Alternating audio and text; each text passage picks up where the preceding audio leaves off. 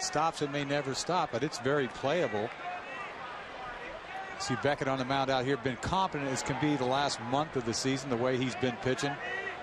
Commanding this fastball, outside, inside. That's what you go for. I mean, when he's not overthrowing the ball, he's commanding, and he's been doing that the last month. The Yankees wrapped up their homestand with a win last night against Tampa Bay. They did play last night. They got into the Boston area around 1:30, quarter to 2, ready to go for this series against the Red Sox. And to see Damon's numbers, the number that jumps out at you is 12 home runs. As he has really enjoyed the new Yankee Stadium. Yeah, talk about a Yankee home run stroke. I mean, that one-handed thing that he sort of patented. But at the same time, it's not like he's just flipping balls down there 315 feet. I mean, he's hitting the balls 385, whatever, pulling the ball. It's not like he's dunking them out there.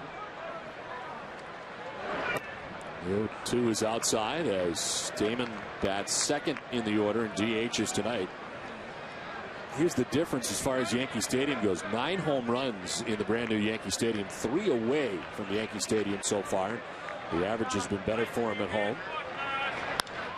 On the ground right side, Pedroia is there. And there's 2 away.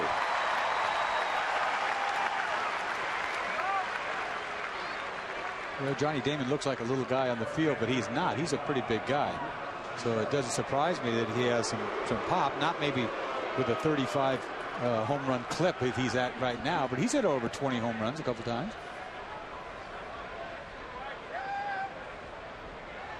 Yeah, 2 down for Mark Teixeira.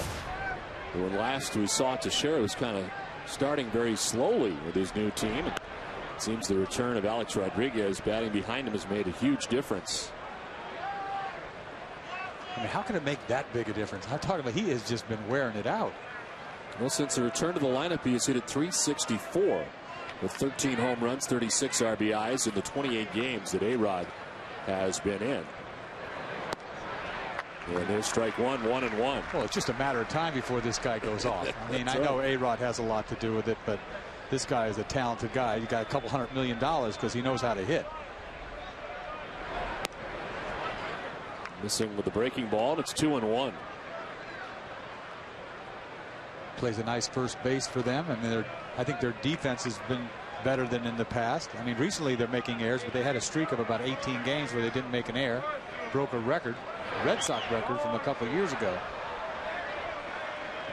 Just because you have a streak of errorless games, to me, I think it's almost fortunate. It's not saying you're the best defensive team in the game because you had a nice streak.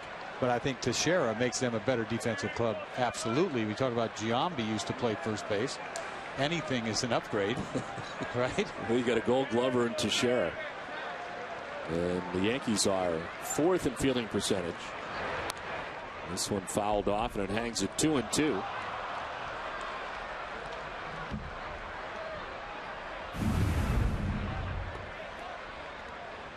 A slippery night here at Fenway Park. It is a little slippery in the walkways. Nobody may catch one. Nobody can even stand up. It has been misting here most the afternoon and into the early evening. As a fly ball down the left field line will make its way foul.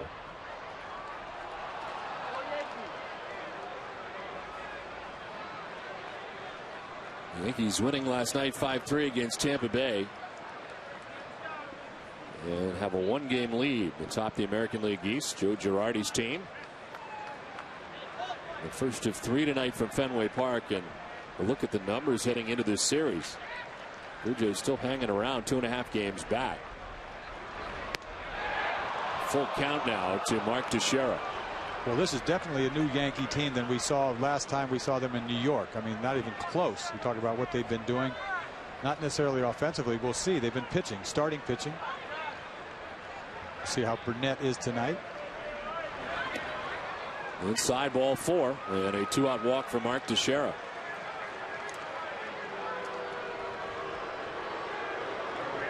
Here comes A-Rod, first at bat at Fenway in 2009.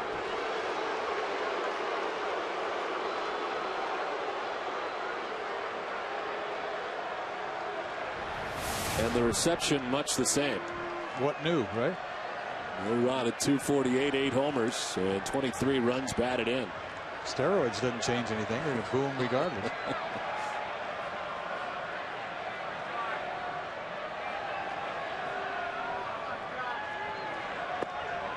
Breaking ball for strike one. Missed with a couple of them in the sequence against Teixeira.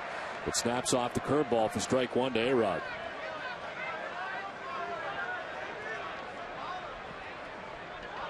A-Rod been walking a lot more, taking a lot more pitches.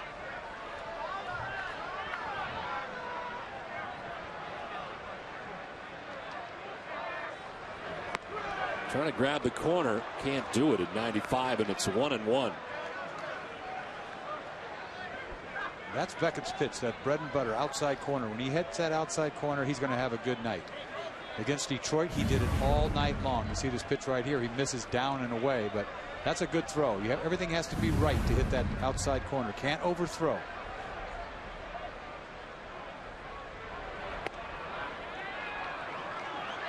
Missed inside that time, man. It's 2-1.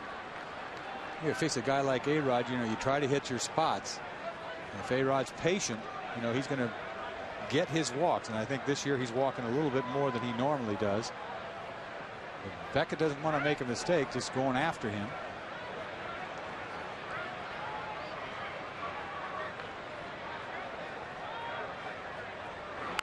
A-Rod pops it up in the infield. Down from first comes Youkilis.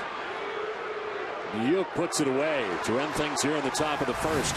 Red Sox coming up.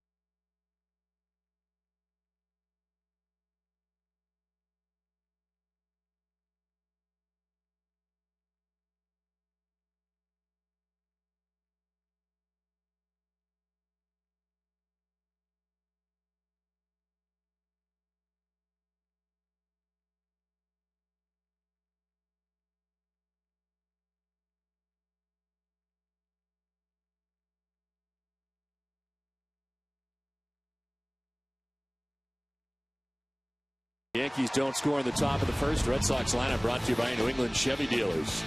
Leading it off for Boston at second base is Dustin Pedroia. J.D. Drew back in the lineup for the Red Sox tonight, bat second. Youkilis at first base.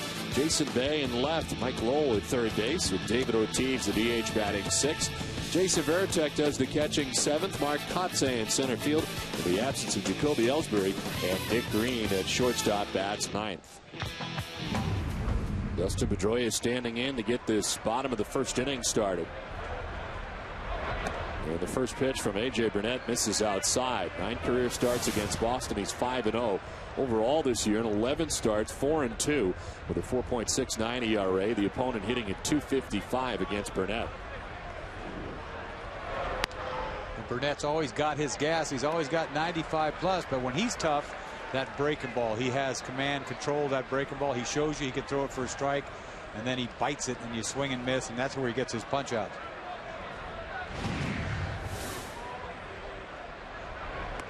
.20 spins Pedroia out of the box, and it's 3-0. And he can get wild. He's had games this year where he's walked 7 guys, another time 6.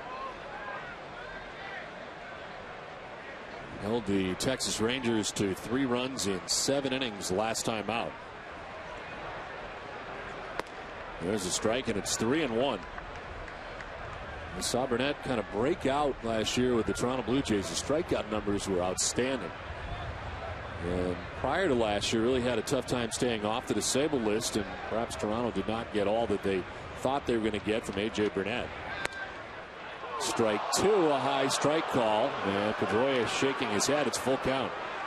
This 3-1 pitch looks like it rides high a little bit. This ball looks like it's out of the zone.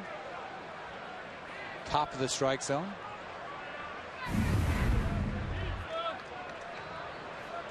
Look at the numbers in his stay with the Toronto Blue Jays. 3-2 is in the air to center, and Brett Gardner's going back. He's got room on the track and makes the catch for the first out. Let's see how the Yankees align defensively tonight. Nick Swisher in left. Brett Gardner just made the catch in center. It is Melky Cabrera in right. Alex Rodriguez at third base. Derek Jeter at shortstop. Robinson Cano at second. Mark Teixeira at first. Jorge Posada doing the catching for A.J. Burnett. We talked about the Yankees defense. They are 4th in fielding percentage to start the night. Well, this rainy, drizzly, cold night from Fenway Park. J.D. Drew stands in and takes ball 1. You know, for the most part, Burnett was a .500 pitcher going into last year and had a great second half last year with Toronto. Finished 18-10 and got himself out of a $50 million contract into a bigger contract with the Yankees, which is incredible to say the least. Hard to imagine it would have been bigger if he did not put up the big numbers that he did last year. They scored him a lot of runs last year, but he had a great run at it. Ended up pitching in 221 1/3 innings. A lot of punch outs. It was the first time that he'd gone over 200 innings in a Blue Jays uniform. Ended up with 231 strikeouts and the 18-10 mark and 34 starts last year for the Jays. On the ground to his right goes Cano. And there's 2 down in the first inning. Let's check in with Heidi Watney. Well, Don, J.D. Drew back in the lineup after missing 2 games. Jacoby Ellsbury not in the lineup today. He is still sore in that right shoulder after injuring it, sliding into second on this play here in the 3rd inning of Sunday's game. He said he then tweaked it in the 4th inning on this catch. Great catch, but he came out of the game. He had it examined yesterday. Terry Francona said there is no structural damage in the shoulder, which is good news, but he is still sore. He's listed as day-to-day right now. As for Jed Lowry, Francona said he could be back in about a week. They're going to reevaluate Lowry after this series against the Yankees in just a couple of days and decide what to do about sending him on a rehab stint from there. Don? Okay, Heidi, thank you very much. Certainly that is good news. As this one tap foul, the Lowry front, and see how long he rehabs. You wonder if, can't imagine it'd be as long as Mark Kotze's was. That was a pretty long rehab. So well, they're going to push him along, I would assume, but you just can't push it. You know, you got it takes what it takes. And I know everybody's in a hurry to have him get here, but you don't want him to get here and not be ready.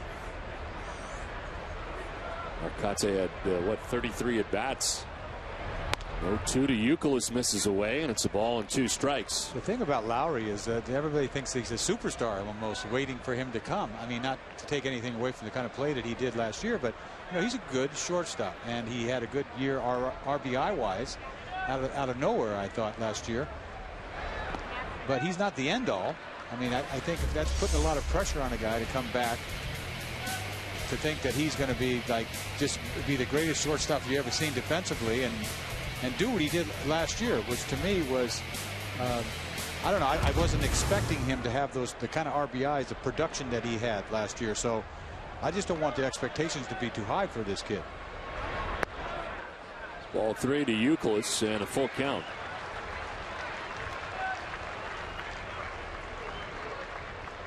Jason Bay waits on deck. 2 quick outs for A.J. Burnett here in the bottom of the first inning. This great pitching matchup tonight, and Beckett and Burnett. It's ball 4. Both walk a batter in the first. And it's Youkilis for the Red Sox, who heads down to first base. I'm sure Burnett remembers the last time he pitched in Fenway Park. Even though he's been successful against the Red Sox in his career, he had a 6-0 lead against Beckett last time he faced the Red Sox here and gave it up. And he gave it up because he didn't throw strikes. He went to his breaking ball too much with a 6-0 lead. 2 down, Youkilis at first. Jason Bay, the batter. This one gets away from Posada, and Youkilis will take second base.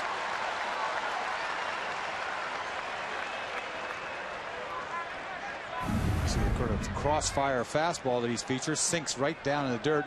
Got a glove on it. I think that is a pass ball if he got his glove on it. We'll see how they rule it.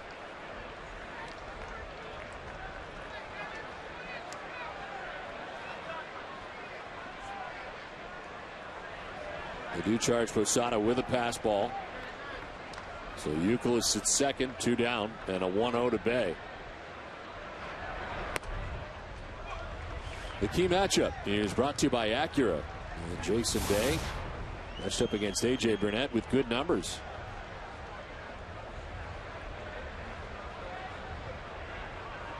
See how big Burnett is. It's easy to be wild when you're about 6'5", 6'6". He sort of uncoils. Fastball gets away from him a lot. Bay hits it to short. Derek Jeter is there. And gone are the Red Sox in the bottom of the first. We played one. No score from Fenway.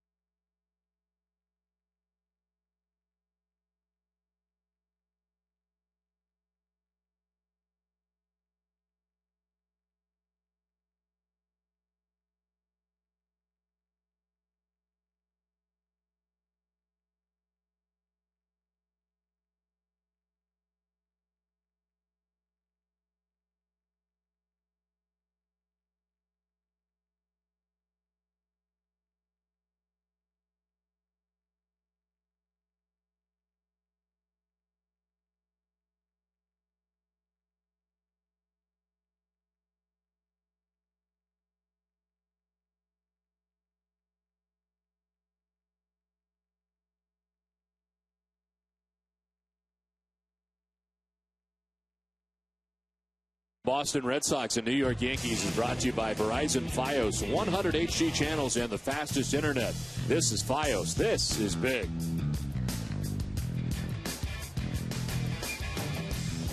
Red Sox and Yankees from Fenway Park, second inning. And Robinson Cano to lead it off for New York. Cano, Posada, and Swisher to face Josh Beckett, who in the first had a 2-out walk to Mark Teixeira, but retired everybody else that he faced. Cano, who's been a notorious slow starter in the first half of the last couple of years, having a much better first half than the last few, and checks in hitting at 300 into tonight's action. This one foul, and it's a ball and 2 strikes to Cano. It was about 3 years ago when he came off a season hitting 342 that they were projecting this guy would lead the league in hitting at some point. But like you said, he's off to a good start this year. Not his normal 216 normally this year, last year. So if that means anything, he may lead the league in hitting.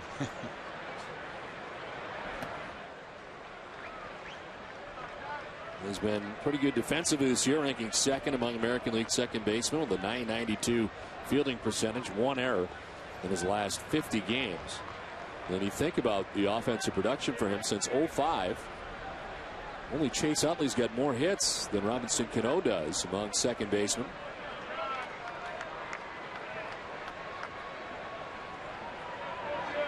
Two is fouled off Varitek, and will do it again.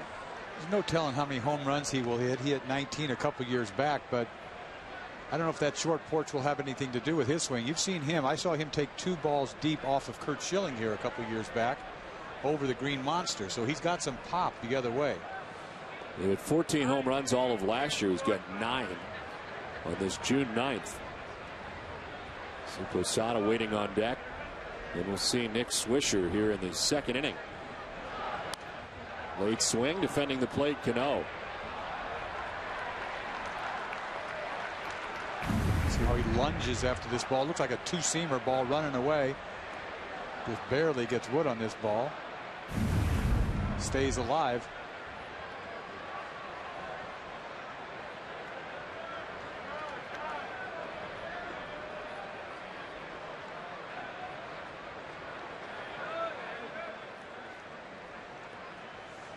Beckett shaking off a few Jason Varitek's options. The cutter inside, he said before. Changed lanes a little bit. That's that 2-seamer. Starts at his hip. Can't get it to come back. And it's a full count, 3-2. This is the pitch that punches out a lot of left-handers. He tried to throw a 2-seamer that make it run back over. It's a low strike. It's a close pitch right there. I got to have that. Nobody says anything about it.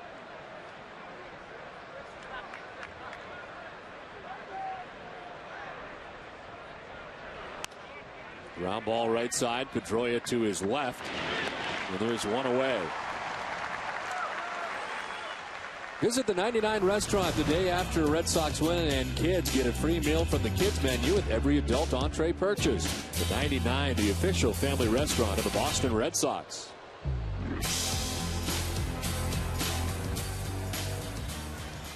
One out in the second inning as Jorge Posada digs in. Yankees have been without Posada for a while again this year. Worked so hard during the offseason to get back, and then got back on the DL. Right hamstring strain, and he missed 22 games. Reinstated May 29th as he fouls this one off. And they may have gotten a piece of Mike Everett. See his high fastball. Seen balls off umpires a lot recently.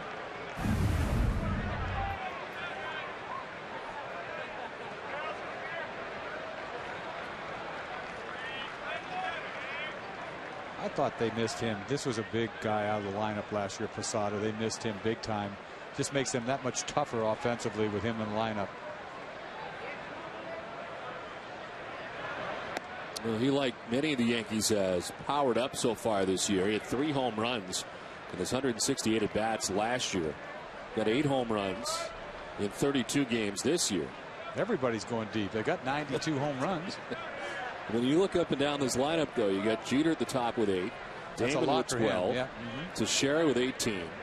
A-Rod with 8. Of course, he missed a month plus to begin this season. Cano with 9.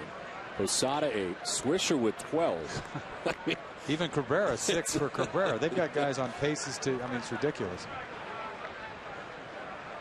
Now, how much is that? Is the new stadium tough to tell? Except a lot of these home runs are coming at home. See how it plays out during the course of the season.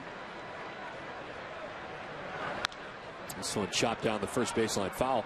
And that's kind of the scary thing. We were at the new Yankee Stadium last time the Red Sox were there. And you think about it, these are the cold weather months. I mean, what's it going to be like when it warms up? It was hard to tell when we were there because the balls that were hit out were crushed. They had to be because the weather was something like this. I mean, rainy. But you're right. I mean, they're at a pace already through the roof. That can't be good for a manager. It's hard to manage a pitching staff when balls are jumping out of the ballpark. It's in tight for ball 3 to Posada. Beckett really is careful when he pitches against the Yankees. It's different than facing the Detroit Tigers. Believe me, this lineup, you can't get cute here and start going after people too much. You see him trying to spot the ball in and out, running full counts to this point, this inning.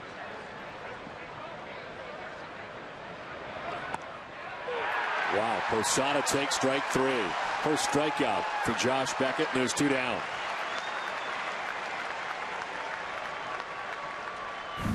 Once again, he throws this two-seamer, but he's got to catch the plate because there's a 3-2 pitch. He's got to throw a strike, and he does. High strike out over the plate. Throws Posada right here. He didn't know how to handle that ball. High strike.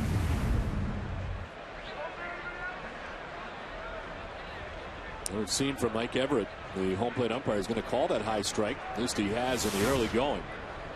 And there's 2 down for Nick Swisher. A great pickup for the Yankees. I don't think anybody imagined that this time of year he'd have 12 home runs, 35 runs batted in, and play as much as he has and has been needed.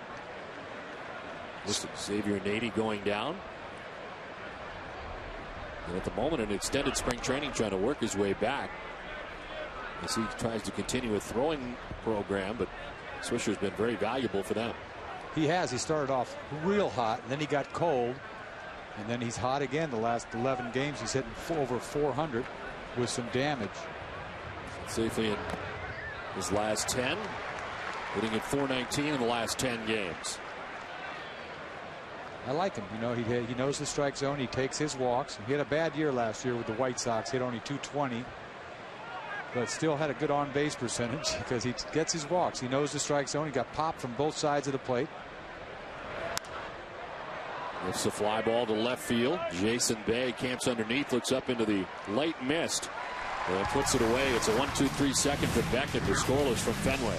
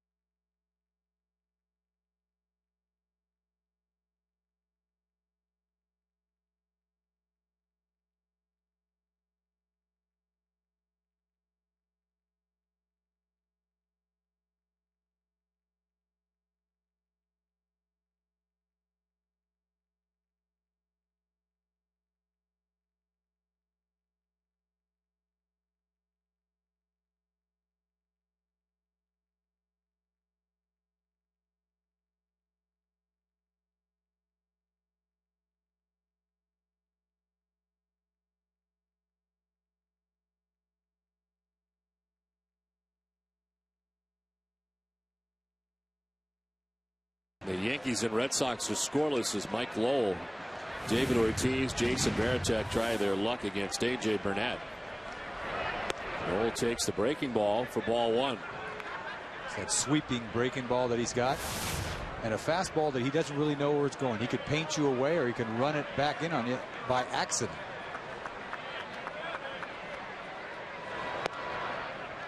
Misses away at 95 and falls behind 2-0. Brings a 4-2 record into tonight's action, his 12th appearance of the year.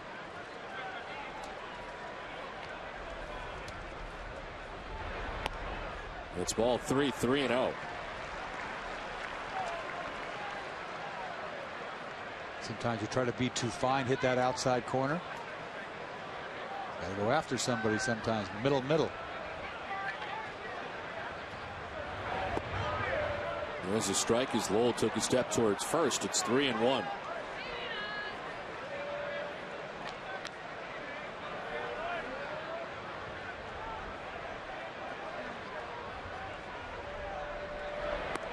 Runs it inside and misses, ball 4. Second walk given up by Burnett. Well, you don't have to go to Fenway to feel the ballpark excitement. This season, visit a Showcase Cinema near you for HD Game Night Red Sox Live. Don't miss the next game of the season, Thursday night at 7 p.m. against these New York Yankees. Visit NESN.com for more information and a list of participating theaters. Leadoff walk for Mike Lowell. Second walk given up by A.J. Burnett. And here is David Ortiz. David at 197, 2 homers, 22 runs batted in. And taking strike 1. Very quietly, David is riding a 6-game hitting streak.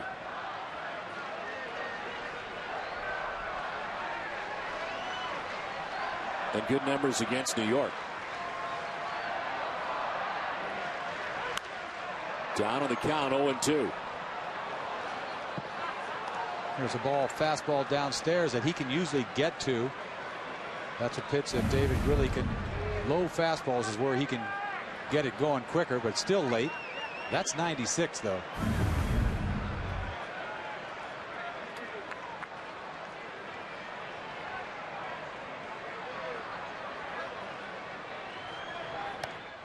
Elevate Ortiz does not chase. It was the Yankees team, one of 2 American League teams with a winning record at home and on the road, along with the Texas Rangers. The Yankees are 18-11 and their road record 16-12. See, he's opening up right there. Every delivery is different with Burnett. He has not repeated a fastball to this point. That's why he's scuffling control-wise.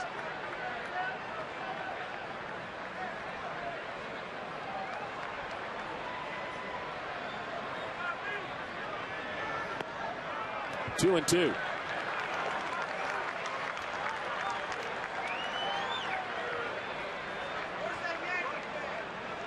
Run support has been incredible so far for him. He's getting 6.73 runs per outing. Oh, I could win 20 games with that. He's won 4 so far. He's 4-2. Ortiz to center field. Back goes Gardner. At the wall, it is gone! 2-run home run for Big Papi. Oh, what a sign that is to straightaway center field. That's a big sign right there. That is the old David Ortiz right there.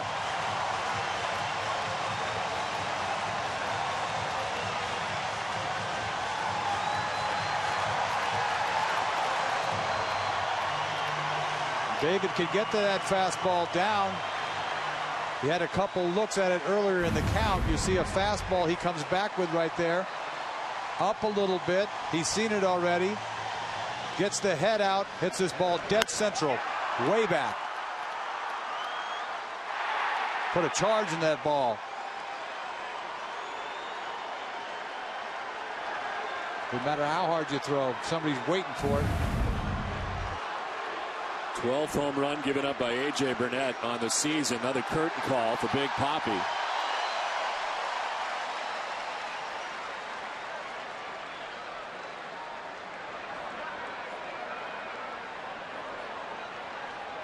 That's a real good sign for Big Papi.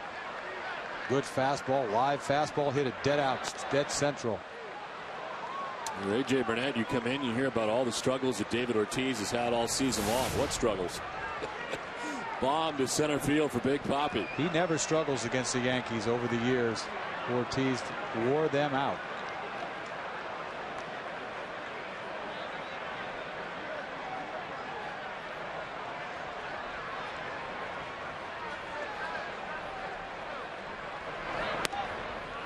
And there for strike 2. Veritek didn't like it. Yeah, it's 1-2.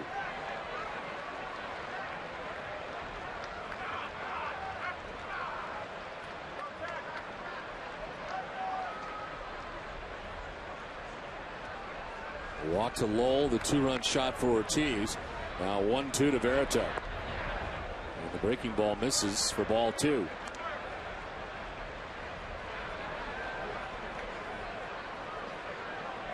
He's got to feel good right now. That's as good as he's probably felt in a long, long time. When you crush a ball to dead central. Now Veritek strikes out. First strikeout for A.J. Burnett. Missed with a curveball, barely on the outside corner. Comes back with a fastball in, absolutely freezes him. Good pitch.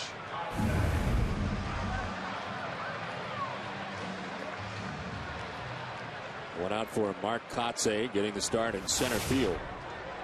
2 for 7 since his return. And it's outside for ball 1.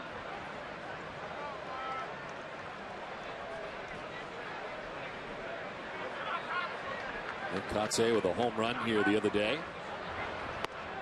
And feeling good at the plate. Of course, the long rehab stint to get himself ready again. And he's always had good numbers here at Fenway Park, whether a member of the Red Sox or not.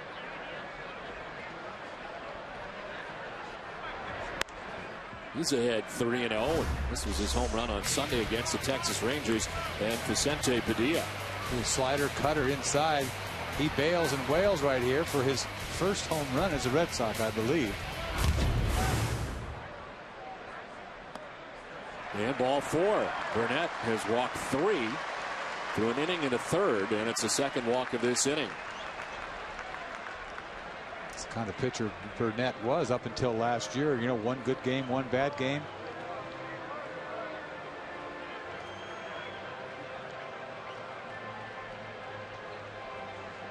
Covidian and Terry Francona are hosting a free educational program at the Holiday Inn in Mansfield on Tuesday, June 16th, to broaden awareness of staph infections in the community. For more information, email strikeout.infection@covidian.com.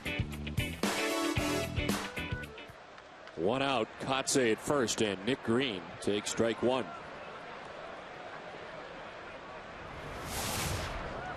Green batting out of the number 9 spot and a .271 on the year.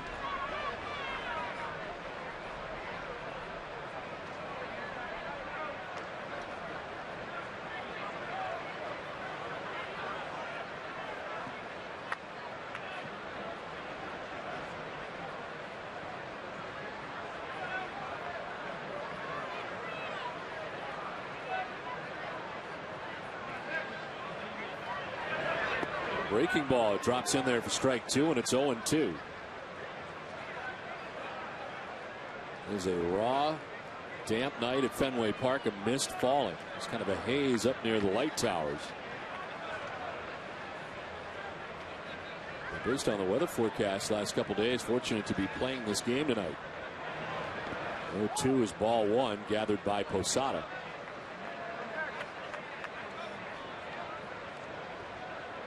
Might be like this for a couple of nights. And I think that is largely the concern. A lot of times, as you said earlier, they won't start games in this kind of drizzle, but sometimes you wait a couple hours and end up playing in this kind of drizzle anyway. Right, so could have played through it. A lot of times you just will not start a game if it's raining. So credit them for getting it going here tonight. 1-2 is tap foul.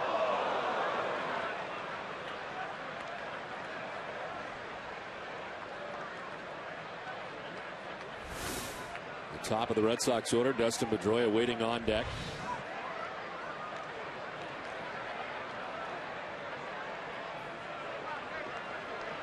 He may get away with his control on some other clubs that aren't as patient as the Red Sox. But three walks already in this ball game. Pitch count going up.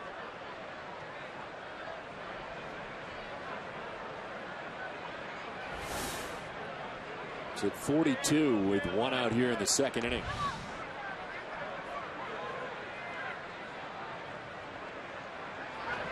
Green grounds one towards third base. A-Rod, little trouble getting it out, and they get nobody.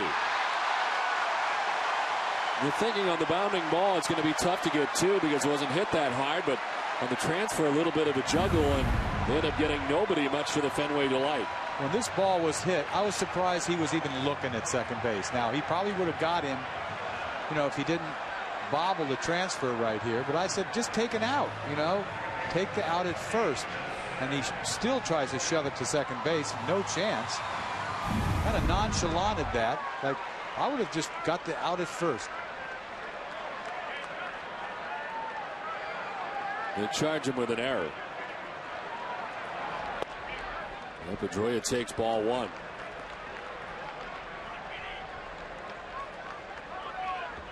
That is 4 errors on the season now for Alex Rodriguez. It's 1 out, first and second. See what the Red Sox can do with this opportunity now. Pedroia takes strike one, 1-1.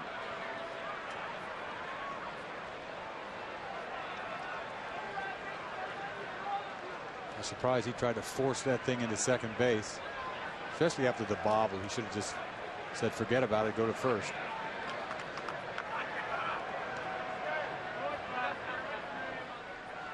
The Yankees are kind of in a holding pattern on A.J. Burnett anyway. He was suspended by Major League Baseball. Got involved in that situation with the Texas Rangers as part of the Yankees homestand. They ruled that he intentionally threw a pitch in the head area of Nelson Cruz of the Rangers in the 5th inning. To third, A-Rod, long throw from deep third, and it's there in time to get Pedroia at first base. Of course, A.J. Burnett has appealed that situation, so that will have to be determined later. Pedroia is out, and there's 2 down. Sort of a slow developing play the way this ball was chopped. 2 hops, backhand to Alex. Alex shows off his arm. Makes the play a little easy. I mean, it looked like an easy play compared to the last one. Nice stretch there by Teixeira. There's got to be a nice target to throw to. He picks everything over there.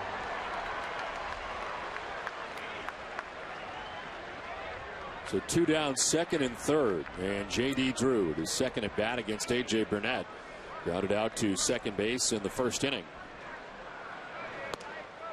And late in the cut, 96 on the fastball from Burnett.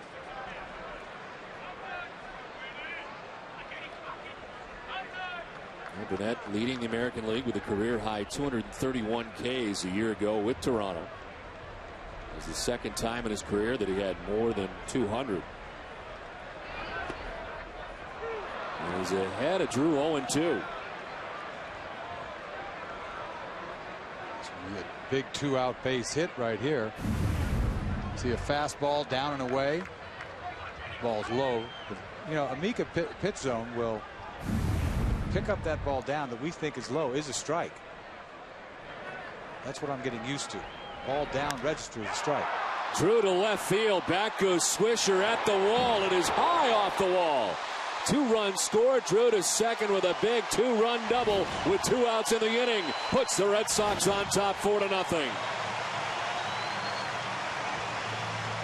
What a big 2-out hit right there by J.D. Drew. Falling behind in the count, 0-2. Gets a fastball, supposed to be inside. You see where he doesn't really know his fastball. He doesn't know where it's going. He leaves it out over the plate. 0-2 pitch. J.D. Drew almost goes bridge here. Hits it off the boards. Big 2-run double. 2-out 2-run double.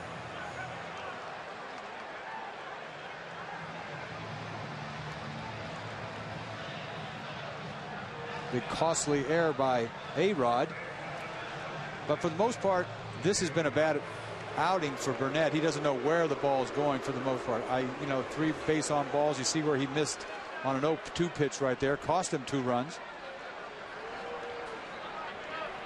So 2 down. Drew at second base, and Euclid the batter. He takes the breaking ball for strike 1. Euclid is one of the 3 walks handed out by A.J. Burnett.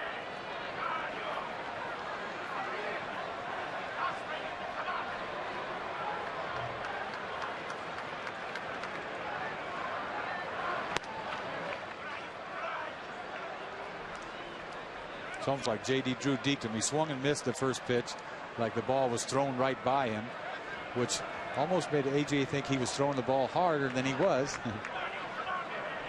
More than anything, just bad location on the ball. 0-2 pitch.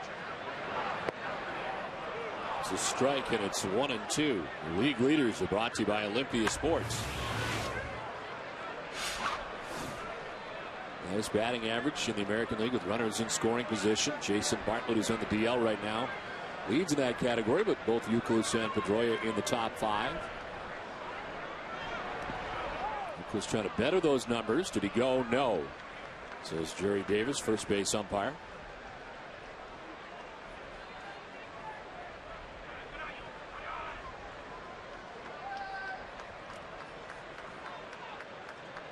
Youkilis, the 8th member of the Red Sox to bat here in the 2nd inning.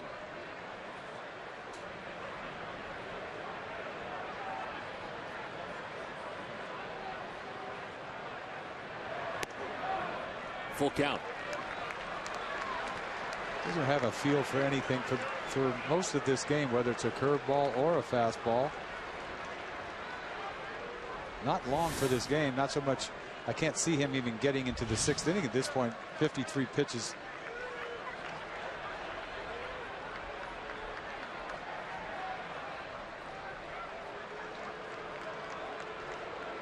Posada to the mound.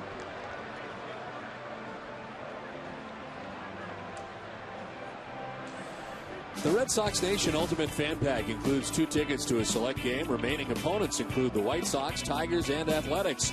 Visit RedSoxNation.com to join today. 2 outs here in the 2nd inning. J.D. Drew at second, and Youkilis fouls off the 3-2 pitch.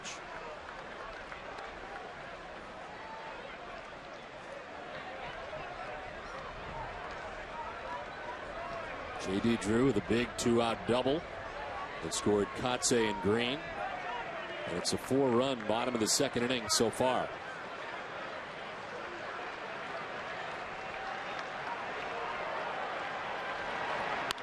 Breaking ball, and it's grounded through the left side into left field. Drew is stopped at third as Swisher guns it back in. But a base hit for Youkilis, and it's 1st and 3rd for Boston. Youkilis gets a 3-2 breaking ball. He sort of double clutched on. Down and in. Hits his ball in the hole. Base hit left field. You're thinking they're going to try to send J.D. Drew with 2 outs.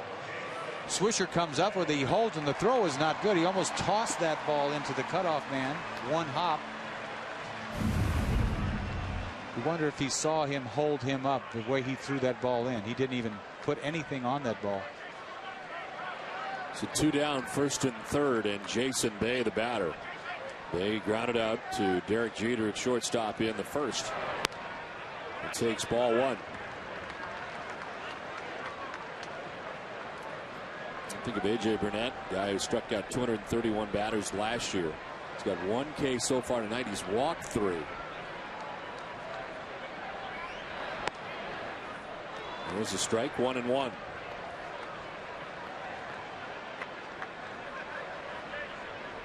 He could be tough when he throws strikes, but like you said, he punched out over 230 guys last year, walked 86 guys, which is a ton of walks. A 21-minute wait so far for Josh Beckett. Obviously doesn't mind. He's got a 4-run lead now. This will be pitch number 60 of the night for A.J. Burnett.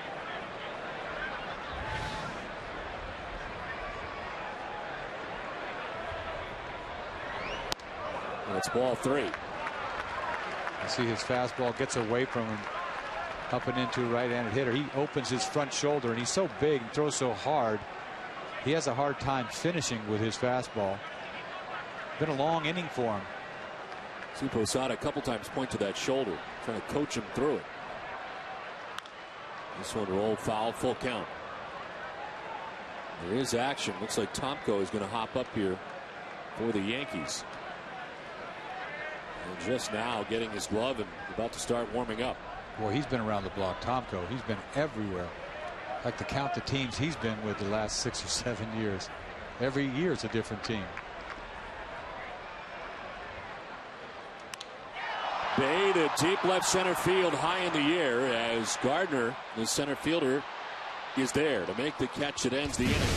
Red Sox score 4 times, a 2-run home run for David Ortiz, and a 4-0 Boston lead.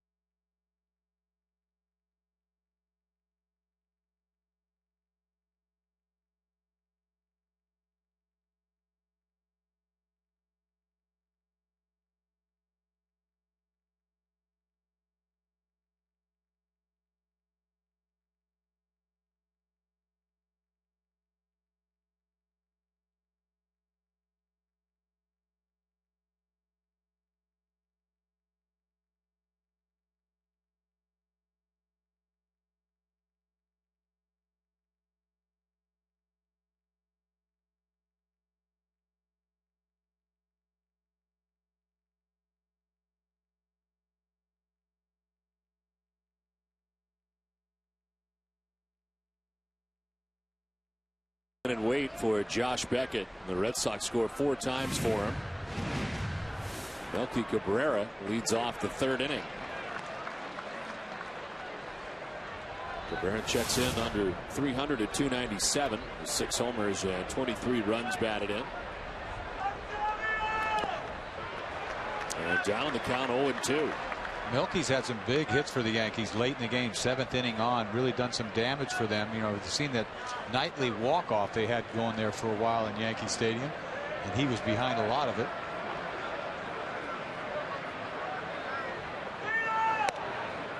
He had 23 RBIs on the season. Nearly half have either tied the game or put the Yankees ahead in the 7th inning or later. One time, of course, being sent down by the Yankees last year to AAA. Strike 3 call. Cabrera doesn't like it. 2nd strikeout for Beckett.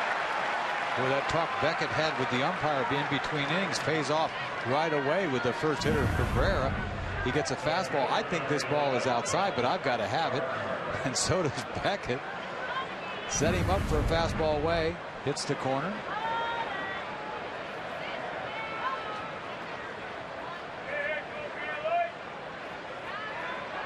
One down for Brett Gardner.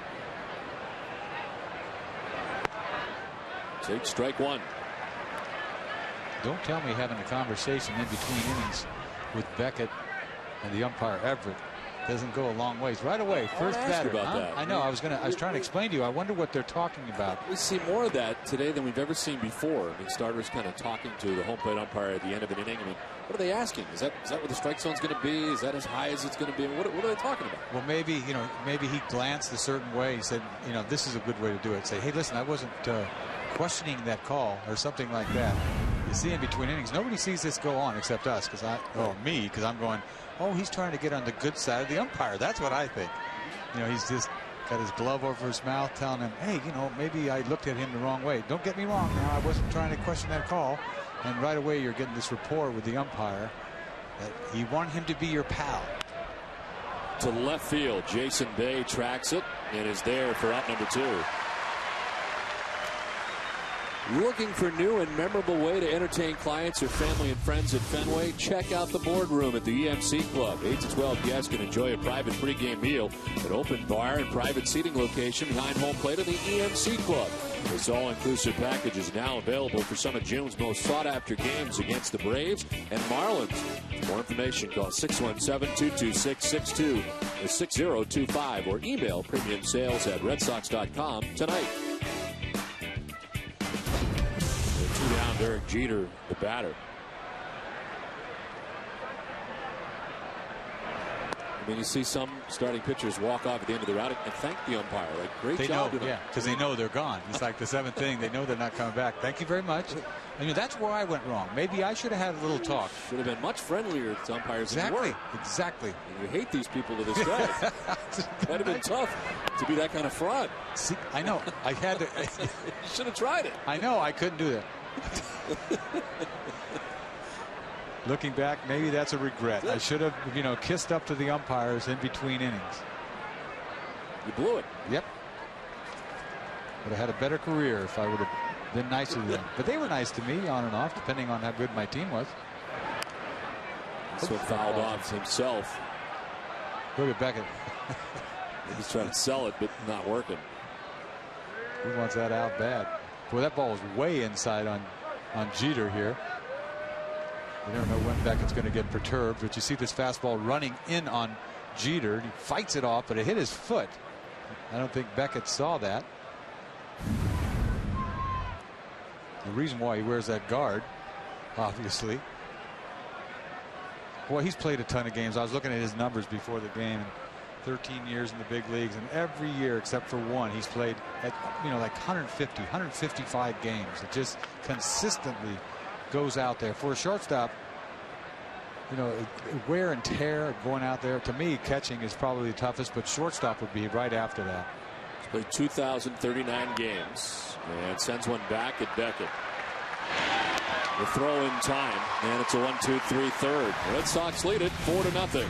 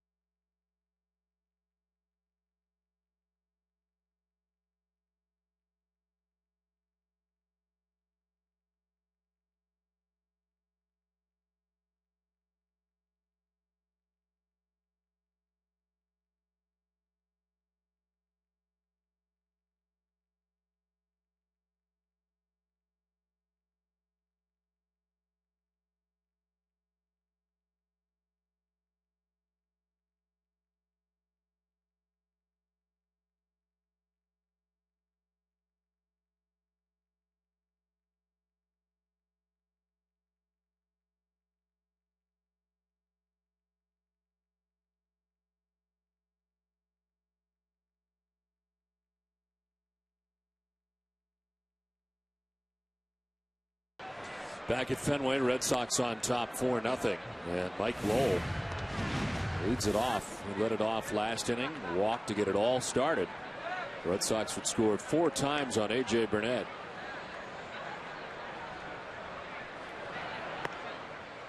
Lowell takes the strike to even the count at 1-1.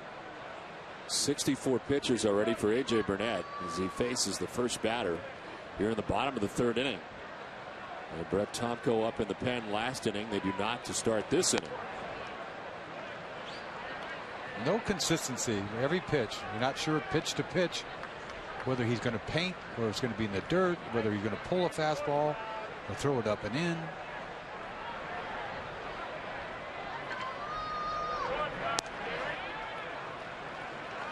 It's not long for this game. That's all I know. If he walks another guy here, somebody will get up again. The approach has been a patient one for the Red Sox so far, and it's worked. He's walked a total of 3 batters. The pitch count rising, and for the 2nd time tonight, Lowell has drawn a walk. Here comes Big Papi.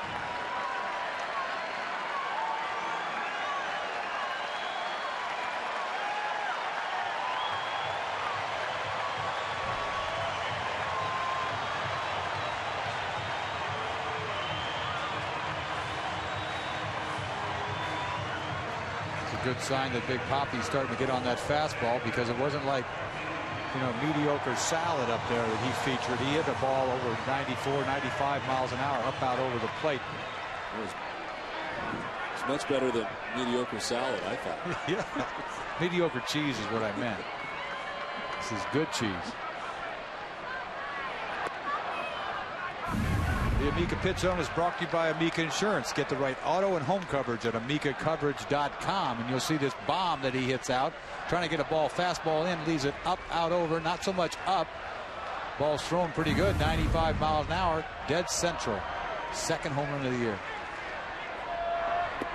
I'm glad you sometimes confuse your salad and cheese, because I know I do. Yeah, this guy on the mound does not feature salad. This guy brings it with a nasty hook.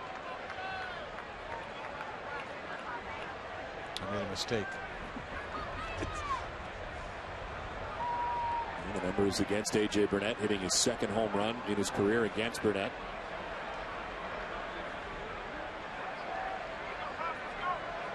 Light rain falling at Fenway Park as it has all night. 2-0. It's ball 3. This is pretty much how Burnett pitched last time he was in Fenway Park. Got a 6-run lead. Started walking the ballpark. Veritek hit a slam on him.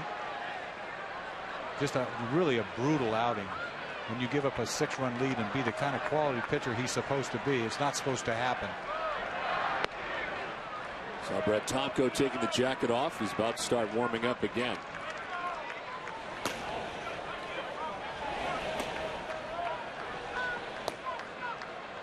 .71 pitches for A.J. Burnett. He's walked Lowell to start this bottom of the 3rd inning. Ortiz lifts a fly ball to shallow left. Nick Swisher coming in.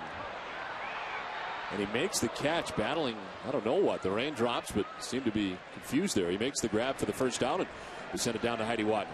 Well, Don, A.J. Burnett had some trouble with the Red Sox last half, but historically he has had so much success against Boston. The Yankees actually pushed his start back 2 days so that he would face the Red Sox. Now, in his last start at Fenway earlier this year, Burnett had one tough inning, but Dale Island said that he did well other than that. We expected to see him get us deep into the game tonight. You know, he pitched well here the last time we were here for 4 innings, and the wheels kind of fell off. But AJ's a pro. He's been around. He's had success in this division, in this league, and especially in this ballpark. So we look for good things out of him tonight. In his career against the Red Sox, Burnett is 5-0 with a 3.52 ERA. He is pitching once again on 2 extra days rest tonight. Don? All right, Heidi, thank you very much. There are the numbers against the Red Sox in his career. He's never lost. You had to see the way he did it in that 6-run lead he had.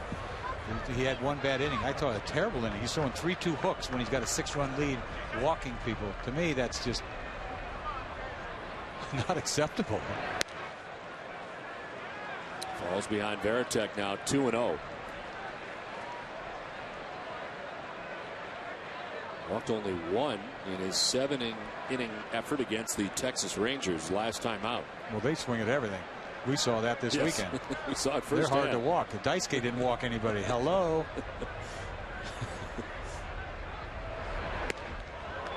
2-1. Such a great arm that Burnett has. When he's on time, he is tough.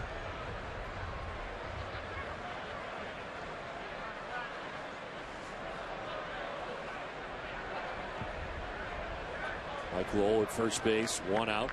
Outfield about straight away on Jason Varitek. Runner goes. It's a ball to throw.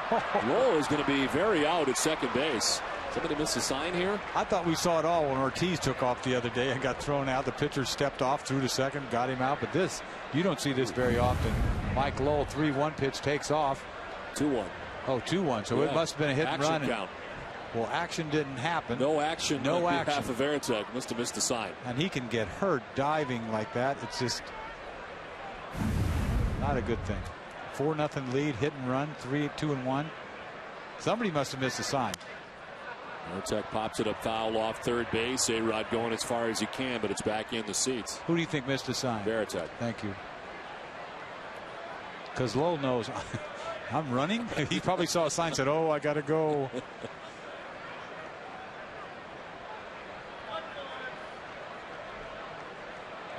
You don't want him diving anywhere at this point. No.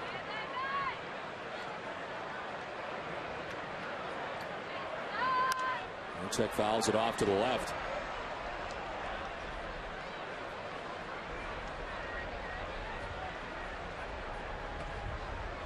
Kind of doing Burnett a favor. Think about it. He was on his way to have a big inning again, pitch count wise, and now he's got 2 outs.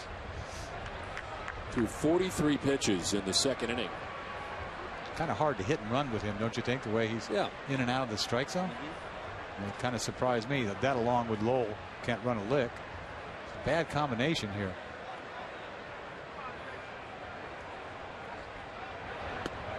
Inside ball 4 and another walk. That's 5 allowed by Burnett. Well, hurry into Olympia Sports. Spend $75 or more on licensed Major League Baseball merchandise and get a $15 Olympia Sports bonus card. This promotion ends June 23rd. Olympia Sports, get it for less.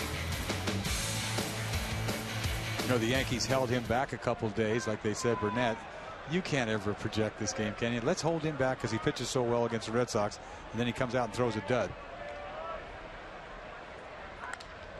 One hopper that gets by Cano into right.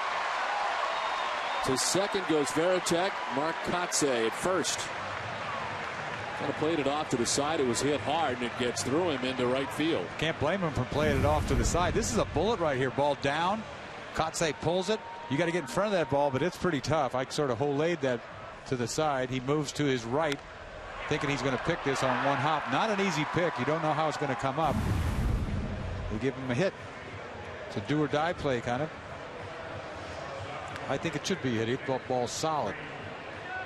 So 2 on, 2 down. And Nick Green, the batter. Green reached on an error committed by Alex Rodriguez in the second inning.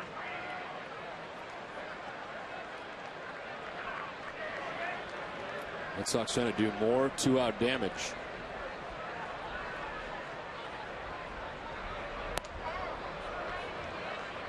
Absolutely no command all night. 5 walks to this point. 80 pitches, not even through the fourth. Excuse me, 81. Most walks he's had in any outing was 7. Did that against the Cleveland Indians in a no decision earlier this year. Falls behind 2-0.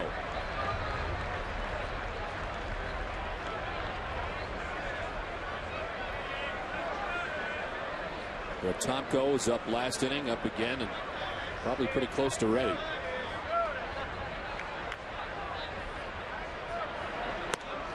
Two and 1.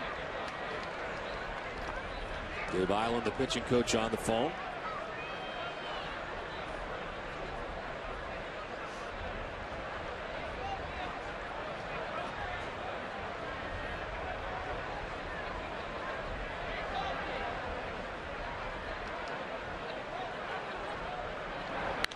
Green to left field. Going to get over Swisher to the track and the wall. Varitek from second will score, and the Red Sox lead it 5-0. Another 2-out RBI, and this time it belongs to Nick Green. Nick Green, he can hit a fastball. He's looking fastball 2-1. It just swung through a fastball for strike one. Gets another fastball down, but he can go down and get this ball. He puts a charge into this to left field. Nick Swisher thinks he's got a beat on it, and it's over his head. One hop in the wall. And that's enough for Burnett. This was a terrible outing for Burnett. Pitching change from Fenway.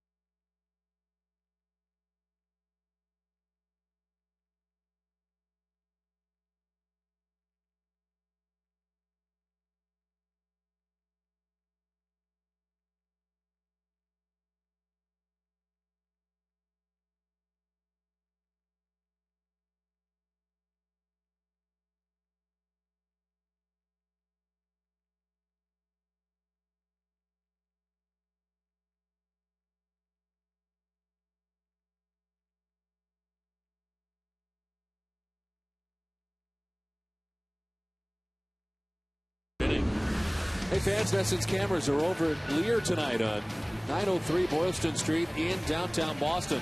The fans are taking in this game one of the Sox-Yankees series, always serving an honest brew with a big taste and nice finish. Visit Lear to catch all your baseball action.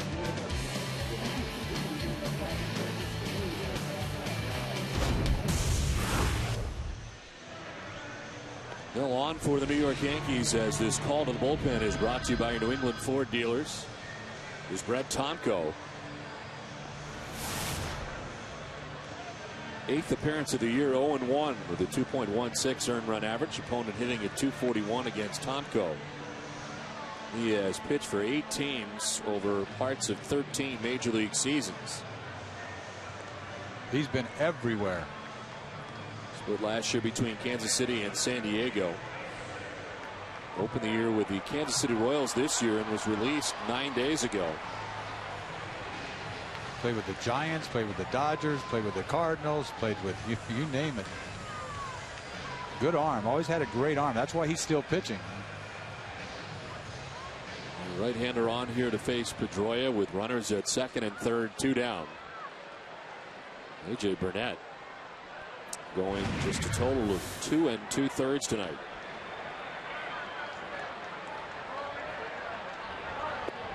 Gave up 5 hits and 5 walks, and so far 5 runs. Struck out only 1 batter.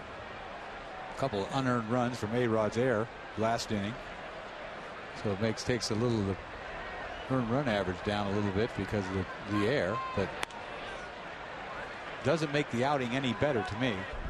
Walking 5 guys, ball all over the place tonight. Home run by Ortiz. He's not going to get it done. 84 pitches is a ton of pitches, not even in 3 innings. It's outside for ball 2, 2-1.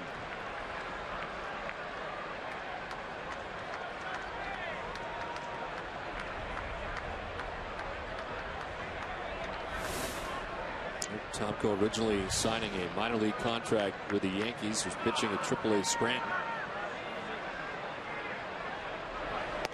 Inside, ball 3.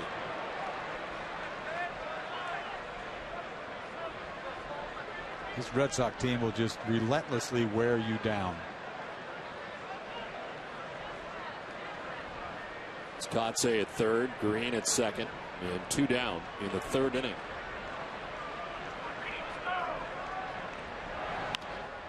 Popped up A-Rod down from third into foul ground.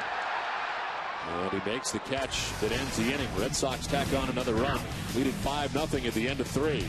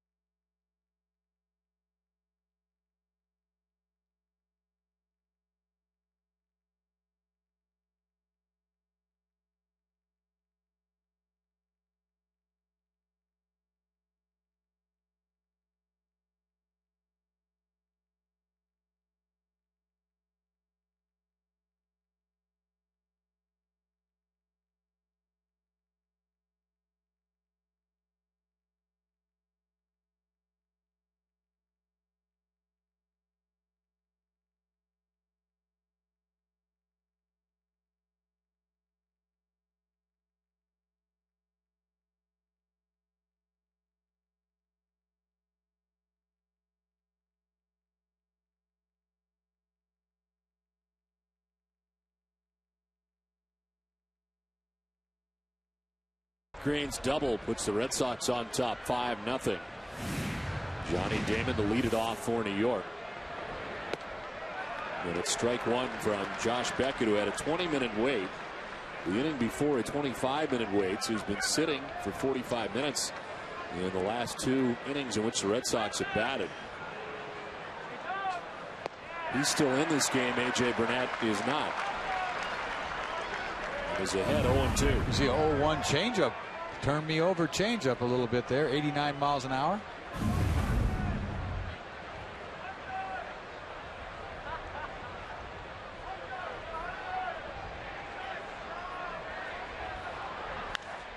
Line foul.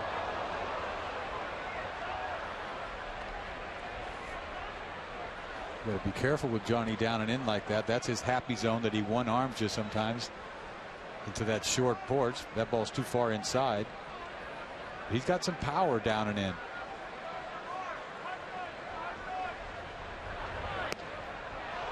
Just off the outside edge. Last inning, the umpire gave him this pitch outside, almost identical. Well, maybe a little higher outside. Doesn't like him that much. Varitek wanted the corner inside this time. They can't get it. 2-2. You see Varitek right here. You'll see him snap this ball back like he's trying to frame it, but he pulls it back. Umpire sees that. Ball's inside. Who's that? Two-seamer. There it is. Strike 3. Third strikeout for Beckett. I'll tell you what, that's Beckett. He can patent this ball right here. This is the pitch that he's been doing all year, or at least the last month. This little two-seamer that starts at the hitter. Didn't even start at the hitter, just froze him all the way. But he's been doing this a lot lately. Just freezes left-handed hitters. Well, Mark Teixeira stands in, takes strike 1. Beckett with 3 strikeouts are all called third strikes. Teixeira not one of them. He walked back in the first inning. Only free pass allowed by Beckett. But early on here, you see with Beckett, 3 punch outs, but really mixing it up. Curveballs, two-seamers. You saw a changeup down and away. Using both sides of the plate. Really pitching to this point. Stays away from the middle part of the zone.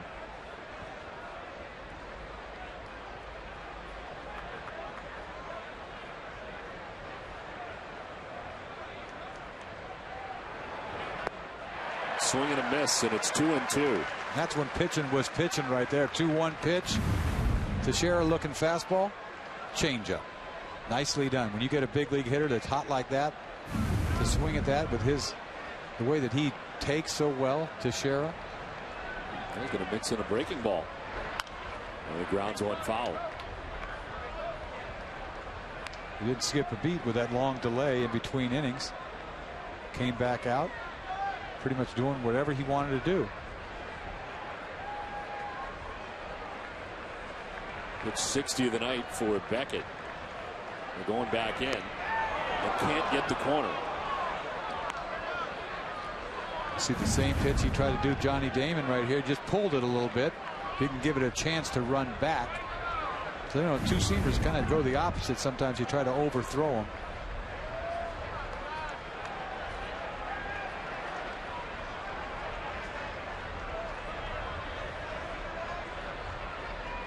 Eight in a row retired by Beckett. He's got one out here in the top half of the fourth inning. He's thrown him everything this at bat. Works a full count. What's he going to do? Walk in for the second time tonight. It's time for a game break. And Tom Caron, TC.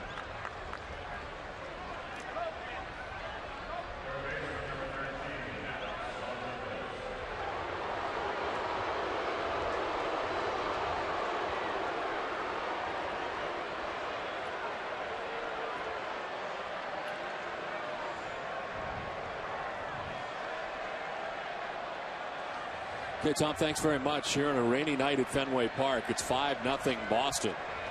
A one-out walk for Mark Teixeira, and now Alex Rodriguez, who takes ball one outside. Rodriguez popped out to Kevin Youkilis at first base, first time up. Quite an at-bat he just had with Teixeira. Threw him everything. Change-ups, hooks, two-seamers. Teixeira tough out right now. Walked twice already tonight. Breaking ball in there for a strike. 1-1.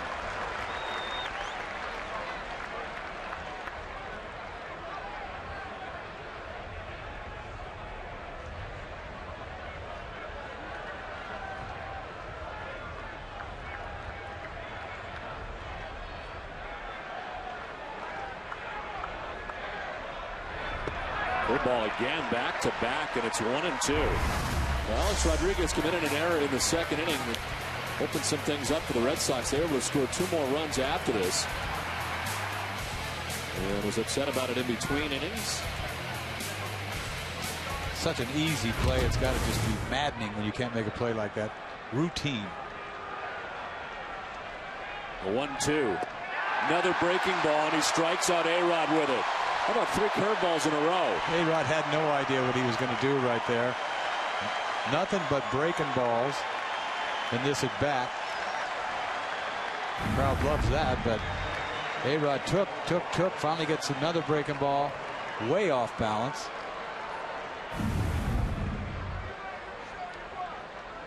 Four strikeouts now for Beckett, 2 down in the fourth inning. Beckett's working on his brain tonight with all the breaking balls. Robinson Cano, the batter, grounded out first time up.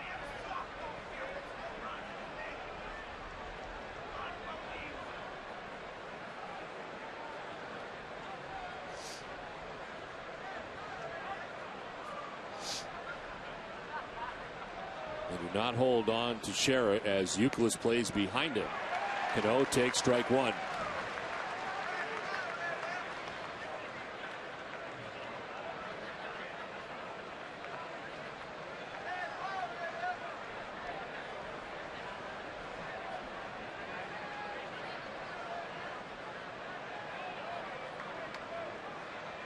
Pitch number 67 of the night for Beckett.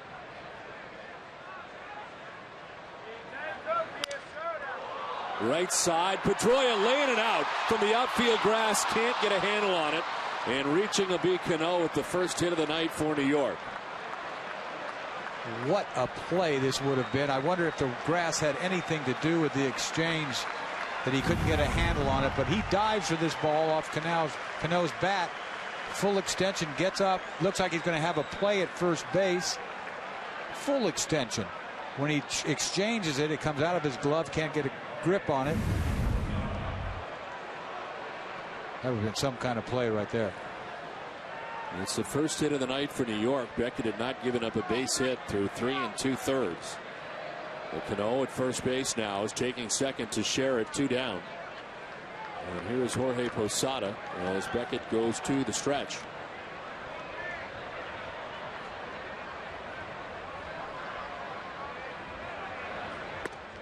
Strike one. Posada struck out looking in the second inning. He's 0 for 1.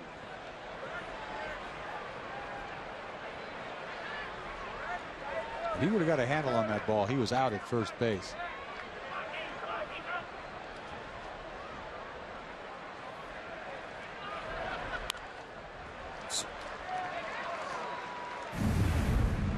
Cano hits this ball in the hole. Looked like a base hit all the way when he first hit it, but Pedroia caught up with it. Full dive.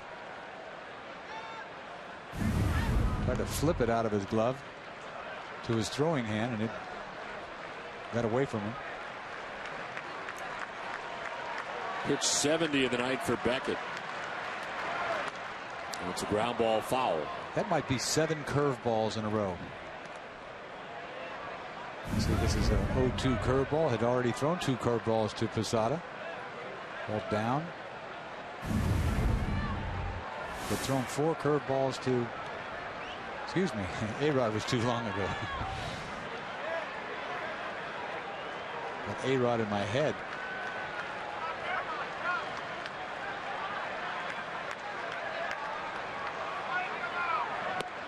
Blows this one by Posada at 96. 5 strikeouts for Beckett. Strikes out the side. And the Red Sox lead at 5-0.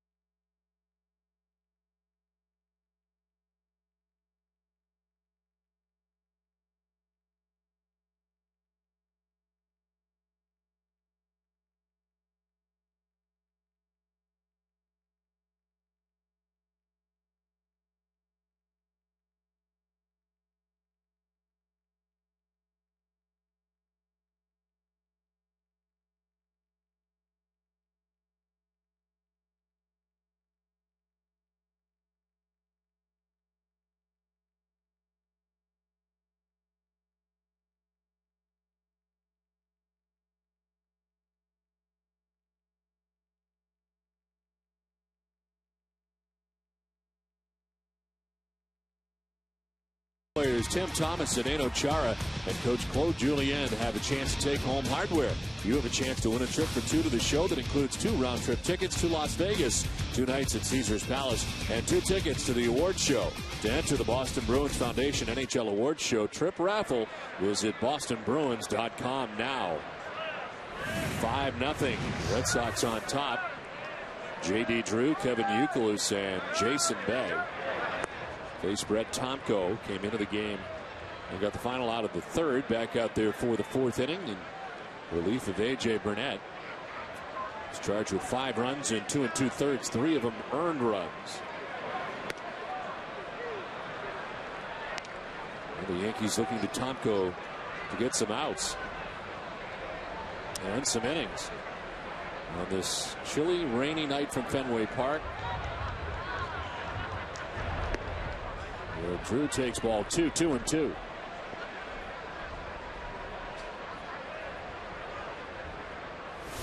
Youkilis and then Bay.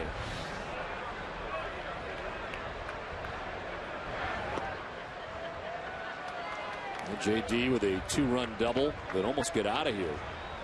A couple of feet, and he would have had one up into the monster seats, but high on the wall. Strikes out this time. First out here in the bottom of the 4th inning. Tomko makes a nice 3-2 pitch, freezes Drew on the outside corner, paint.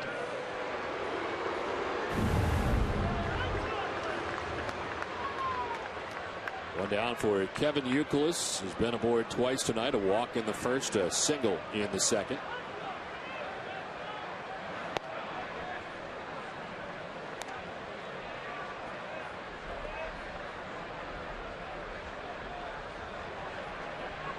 Field playing Youkilis straight away.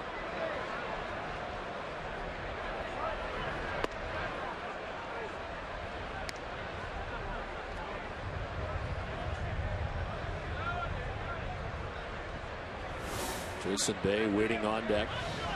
Red Sox have 5 hits. On the corner for strike 2.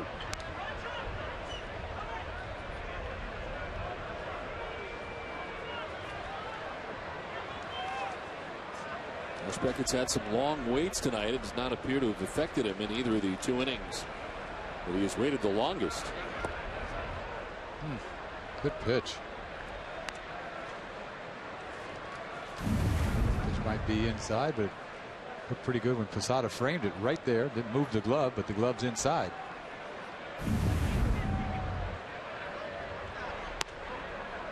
Outside, full count.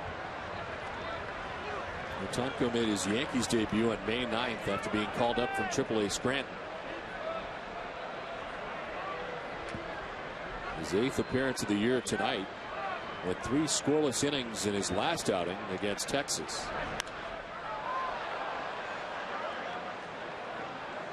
It's his longest outing since he was starting games. In 08 with the Kansas City Royals at Toronto, he'd gone 6 innings, but 3 scoreless innings last time out. Here he is trying to get some innings and some outs for Joe Girardi. Youkilis to left field, a base hit, and he's aboard for the 3rd time tonight.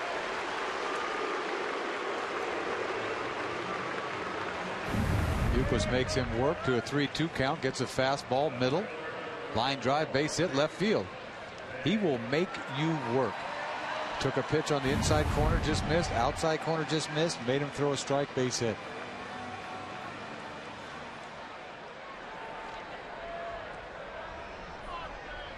So 1 out, Youkilis at first base, and Jason Bay, the batter, is 0 for 2. He's grounded out and flied out.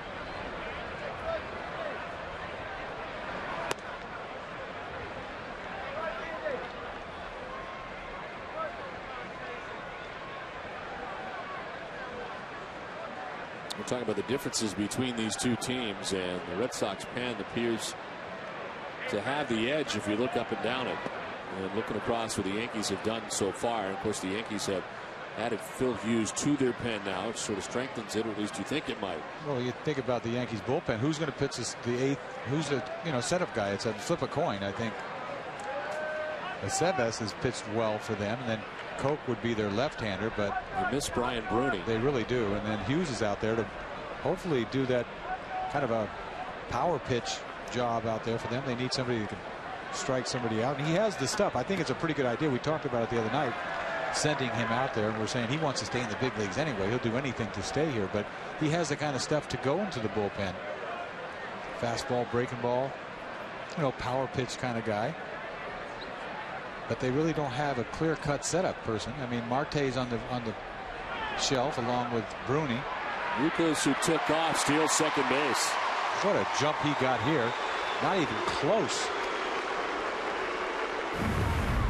See what a big jump he took off right here. Fastball inside. Posada has no chance. You don't see Euclid get that kind of jump very often. Topko didn't pay any attention to him, so he steals second base. Seems to happen when the score is 5-0. You kind of forget about the guy on first. He chops it foul. And what inning does it have to be where you sort of shut down the running game? Not this early, that's for sure. And 5-0 is not a big deal.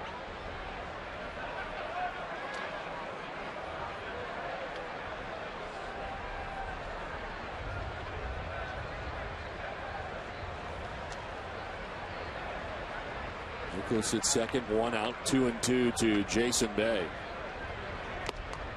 It's outside, ball 3. A.J. Burnett tonight lasting 3 2/3, giving up 5 hits, 5 runs, 3 earned. Walked 5, struck out a batter.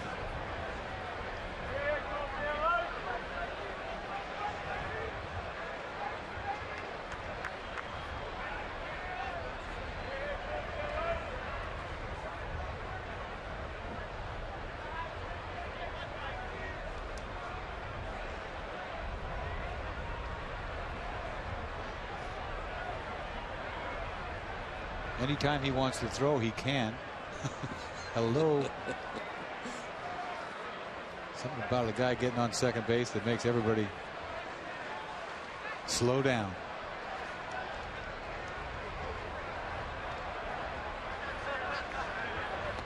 It's outside, ball 4, ends up walking it. 6 walks given up by Yankees pitching tonight.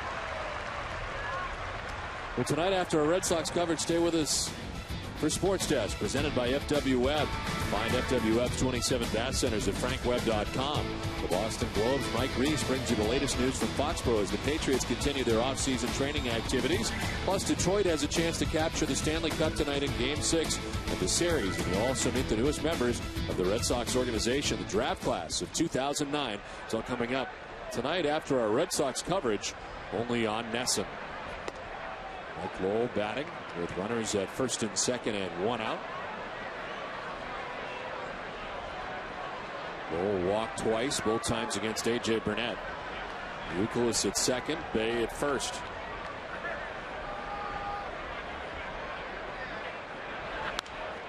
Popped up, foul, 1-1. The Yankees have thrown almost 120 pitches up to this point, and we're only 1 out in the 4th inning. You know, Burnett threw close to 90, and he's thrown 27.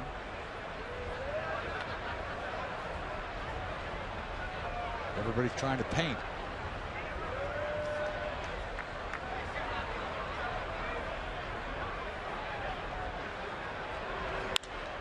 Line to center field, a base hit for Lowell. Euclid is being waved around. The throw from Gardner is off the mark, and the Red Sox lead it 6-0.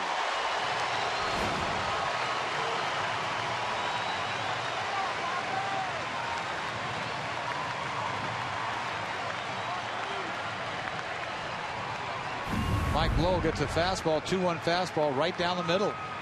That's what he's supposed to do. A little knuckleball coming right back at us. Base hit center field. You think Gardner's got a little shot at the plate here, but he winds up. Takes him forever to let go of this ball offline. RBI. 38th of the season for Mike Lowell. And it's first and second, 1 out, a run in. David Ortiz, a 2-run home run in the 2nd inning. Flat out to left last time up.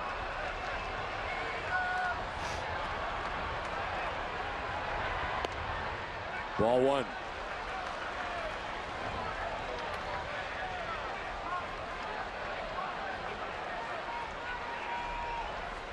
That's where the Red Sox just keep coming at you. They don't give up. They just keep, tacking a run on, tacking a run on. That's how you put games away. Well, Hess is a proud sponsor of the Red Sox and the Red Sox on NESN during the 2009 Red Sox season. Hess And Hess Express will donate $500 to the Red Sox Foundation for every home run hit by the Red Sox. Hess committed to helping the cause. David Ortiz's home run, 67 now in the year. 33,500 has been donated. 2-0 is ball 3. Ortiz hitting 2 beans on the button, 200 to this point at this at bat. I think that's a, once you get to 200, you're on your way. Once again, the fastball from Burnett, he takes deep, dead central. Way back in there. Takes ball 1. Takes on 3-0 for strike 1. 3-1.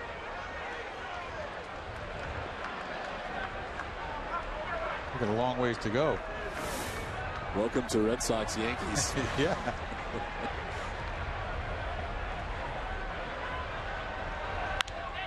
Fly ball left field. Swisher coming towards the line. Wind takes it a little bit, but he's there to make the catch for the second out of the inning. Ortiz gets a 3-1 pitch to do some work on, some damage on. He's a little upset himself because he thinks he should have done more with this pitch. Right there. Pops it up to left field. He's seen that too many times this year.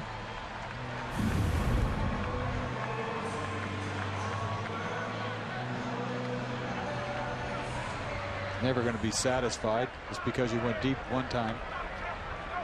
You want to give at bats away, especially with a 3-1 count. Got a pitch to handle. 2 outs, 2 on for Jason Varitek. He struck out in the second, walked and scored in the third. Take strike 1 from Brett Tomko.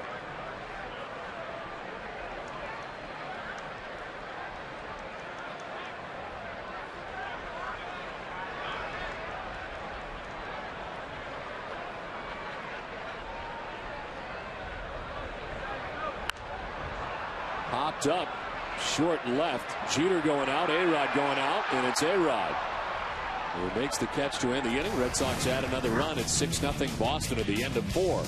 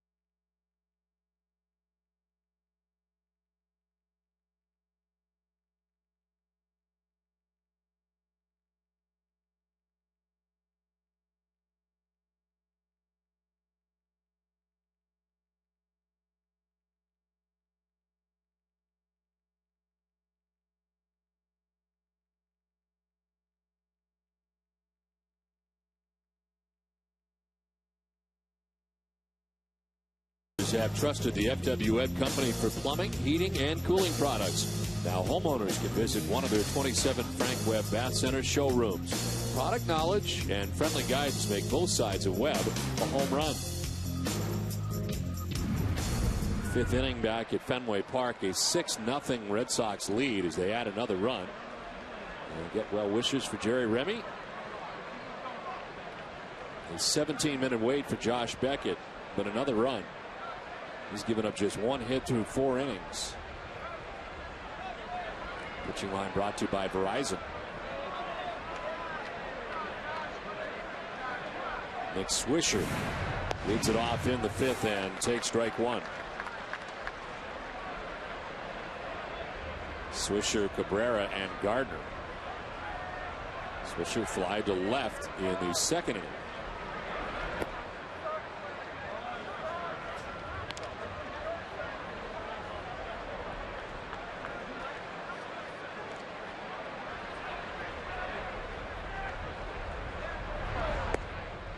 Breaking ball for strike 2, 1-2.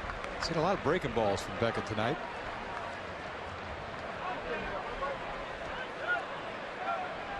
Six-0 lead.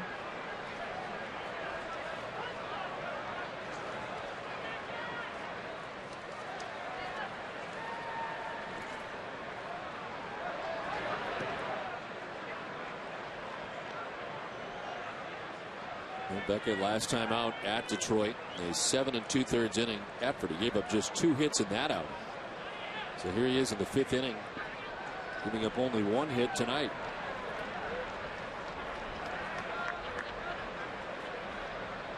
Five strikeouts, and a 2-2 is strike 3. And he struck out the side in the 4th inning, and it's time now to bring you up to speed with the AT&T Rapid Rewind. And here are the 3 strikeouts, able to get Johnny Damon first. Alex Rodriguez with 1 out and 1 on. And then with 2 on and 2 down, Posada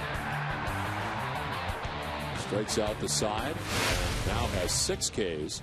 AT&T, the nation's fastest 3G network. AT&T, your world delivered.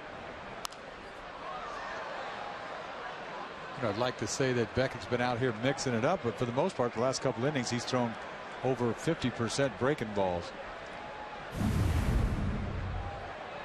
See a curveball right here. Swings over the top. Swisher swings over the top. He saw about 4 curveballs at a bat. Beckett has been ahead of most, 13 of 17 first pitch strikes tonight. You know, he knows what he's done to every hitter, whether it be this game or previous games. And so you wonder sometimes when a guy goes out there and throws 4 or 5 breaking balls in a row, he's just way in some of these hitters' heads, whether it's A-Rod or you see this last at bat with Swisher. You know, they start to think about that fastball in that he has patented, that two-seamer we talked about, but he can always break out that curveball anytime he wants, which makes him just so tough.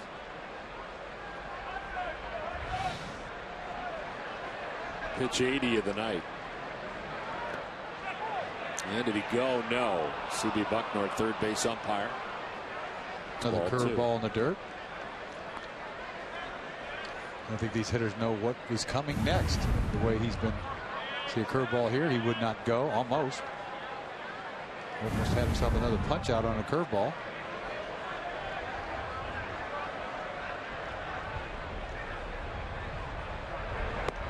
On the corner. 7 strikeout for Beckett. 2 down. You see what I tell you? They're confused. They don't know what he's going to do next. After a curveball he held up on, he throws him a piece of cheese. Paintball.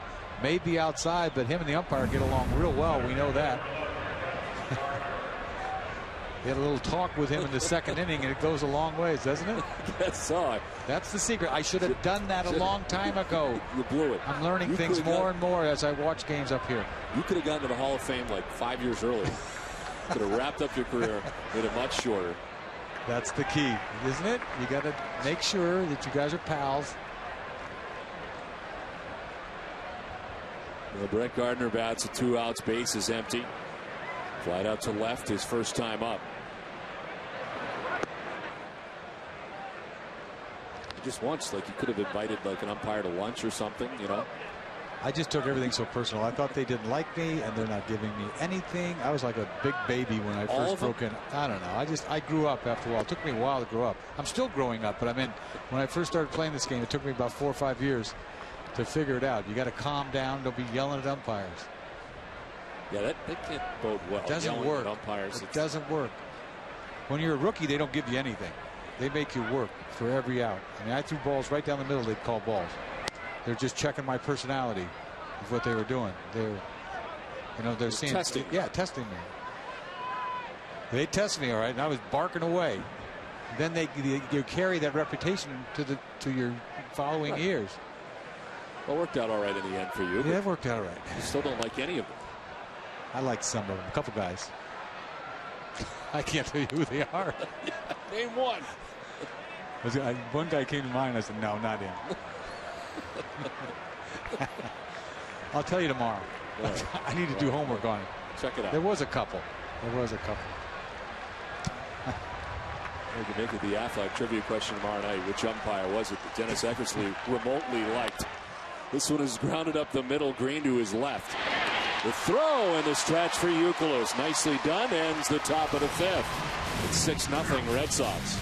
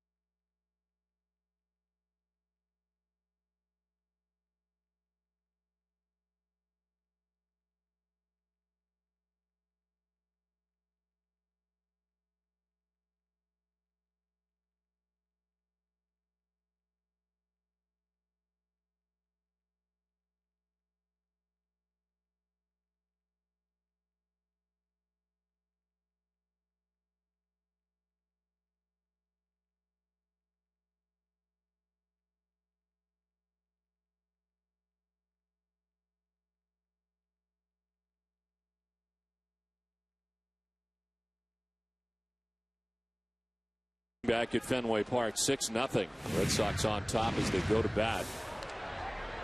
With Kotsay, Green, and Pedroia expected against Brett Tomko. He's been on since the third inning. He's given up 1 run. Ground ball right side at Cano. There's 1 away.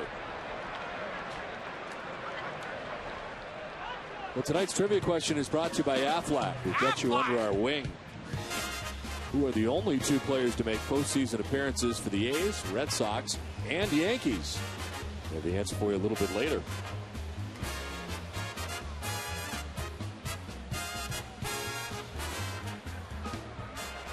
One out in the 5th, Nick Green. Fly ball to right center field. Gardner calling off Cabrera, but he makes the catch, 2 down. We're here at Fenway Park in Boston. Don Orsillo, Dennis Eckersley, and Heidi Watney bringing you Boston Red Sox baseball in high definition and in Dolby Digital. 5.1 surround sound on Nesson. The coordinating producer of Red Sox baseball is Russ Kent. Senior coordinating director Michael Narachi. Associate producer Jeb Fisher. Our production assistant is Caven Heath. His executive producer Joel Feld. 2 down in the 5th. And Dustin Pedroia, who takes ball 1 outside. It's a nice throw back to the pitcher by Posada. Gets a little laugh out of the crowd. Watch this throw. Towards.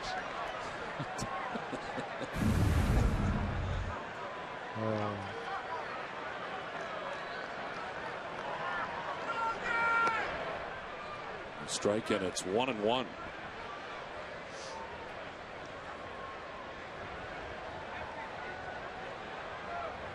Pedroia flat out to center in the first, grounded out in the second, fouled out in the third. Takes ball 2 this time.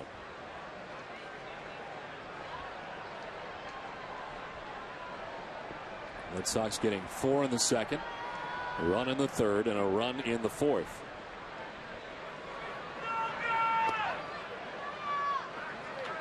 Yeah, the Red Sox have done a number on the Yankees if you consider what has taken place before tonight, and then 6-0 tonight.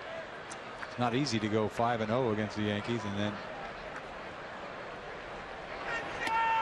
the series has been so close for so many years. To go up 5-0 in a, to begin the season. More walks allowed by Yankees pitching. That's 7 on the night. And the second walk allowed by Tomko. Dave Island on the phone.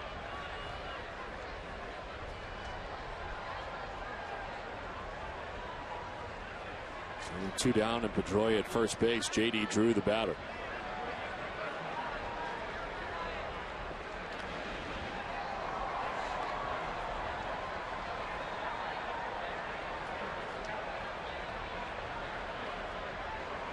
Jose Veras going to get up and warm up here for the first time tonight.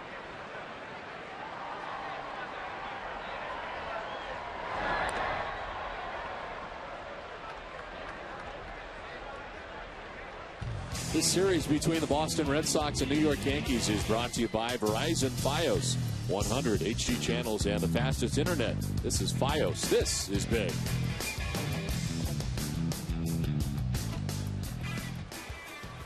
With 2 outs and Dustin Pedroia at first base. It's 0-1 to J.D. Drew.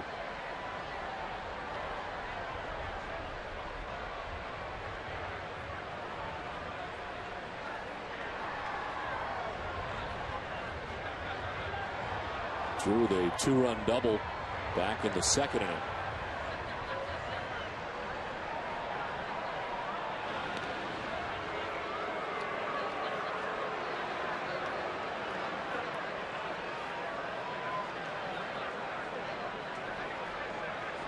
Not quite sure if JD was going to be in the lineup tonight after missing a couple games against the Rangers with a bad shoulder. Got a cortisone shot.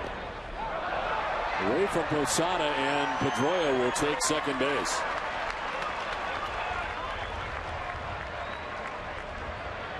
Wild pitch charged to Tomko. See this ball. Tomko throws split finger straight into the dirt. He kind of backhands that ball. Normally you're going to block a ball like that. A little lazy by Posada.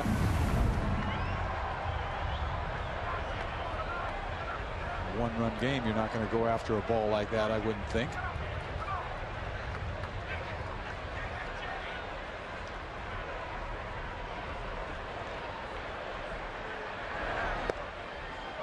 Strike 2, 1-2. JD got a couple days off, like I was starting to say, and had a shot, cortisone shot in his shoulder, and I think he took 72 hours off and it back into the lineup.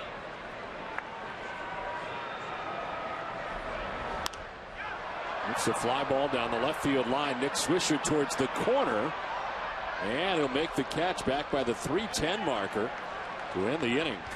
We played 5 from Fenway. It's 6-0 Boston.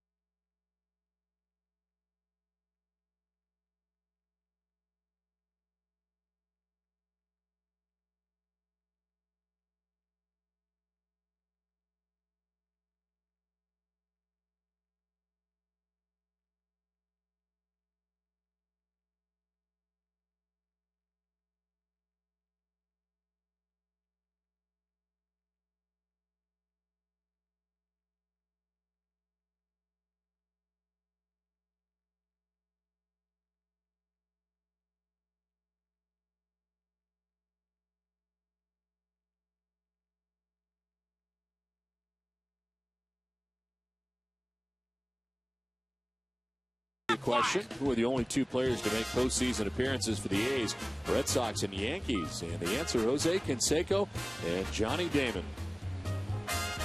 Damon with the A's in 2001, the Red Sox in 03, 04, and 05, and the Yankees in 06 and 07. Jeter leads it off, sends it to right, but incoming is Drew, and there's one down. Kind of a customary liner the other way for Derek Jeter, but Drew there to make the catch. And there's one down here in the 6th inning. Johnny Damon is 0 for 2 tonight. He grounded out in the 1st inning, struck out looking in the 4th inning.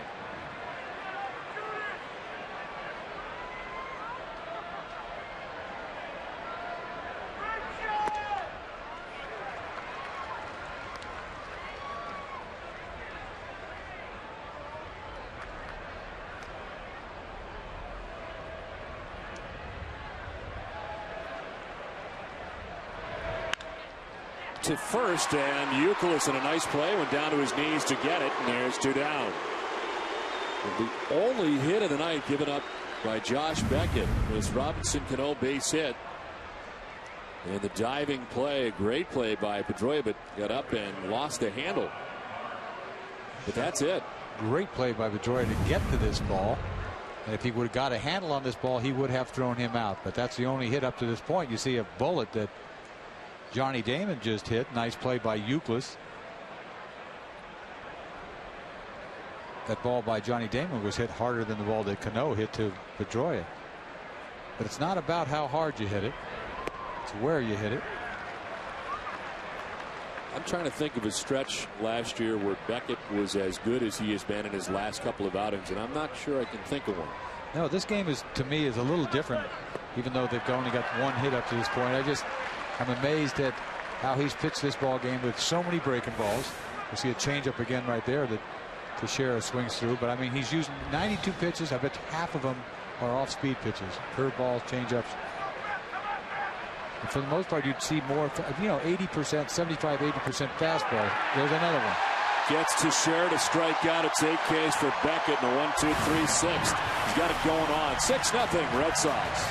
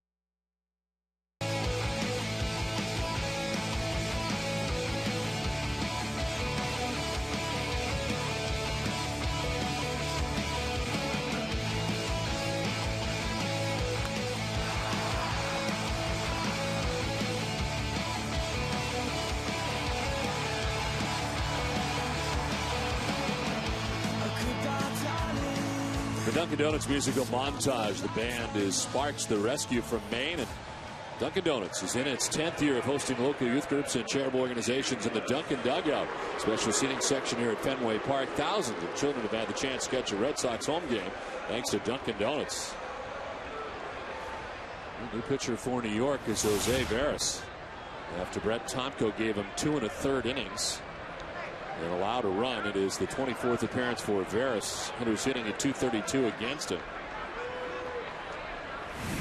Third pitcher of the night for Joe Girardi is Kevin Youkilis. Leads it off in the 6th and takes ball 1. Another pitcher the Yankees send out there with a little control problems. Had a decent year for them last year, but this year has thrown a lot of base on balls. You see Francona talking to Beckett in between innings. I think more than anything checking up on him, seeing how he feels. I think because of the fact that he had 15 minutes here, 20 minutes there in between innings, I think he might yank him right here. He's at 93 pitches. And Del Carmen is warming.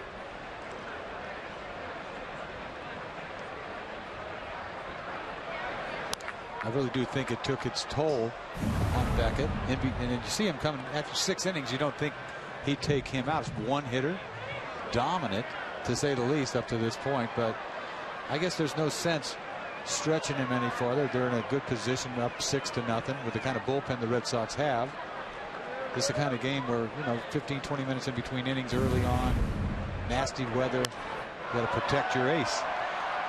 Melky Cabrera makes the catch for the first out of the inning. Hey fans, Nesson's cameras are over at Lear tonight on 903 Boylston Street in downtown Boston as fans are taking in this game 1 of the Sox and Yankees series. Always serving an honest brew with a big taste and nice finish. Visit Lear to catch all your baseball action. They're having a good time over there tonight as the Red Sox and Yankees play game 1 of this series. And the Red Sox have a 6-0 advantage. With 1 out, here's Jason Bay. It remains to be seen if Del Carmen comes to this game. I think he is, and I think Beckett's out of this game. But you would never see that years ago. A guy come out of the game after 6 innings, and it's a smart thing to do. Obviously, you don't want the game to get away from you, but the kind of bullpen, once again, that the Red Sox have. You're looking at the big picture here. Right. And it's smart. And you want Beckett to feel as good as he can each time out. And he'd be the first to say, yeah, that's good enough. Hooray for, you're not going to get a shutout anyway at this point. Unless you have, nowadays, ooh. Bay gets hit with a pitch inside on a 2-0.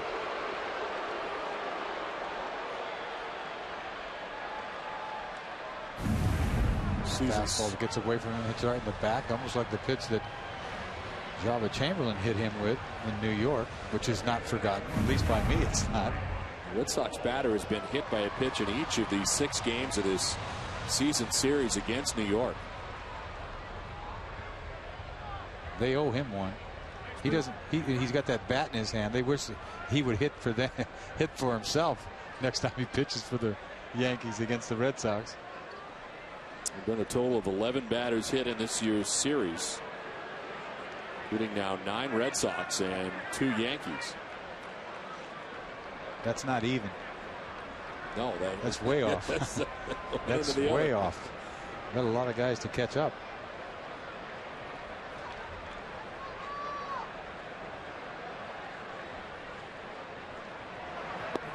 Mike Lowell has been on base 3 times tonight, 2 walks and a single. He's also driven in a run and now has 38 RBIs on the season.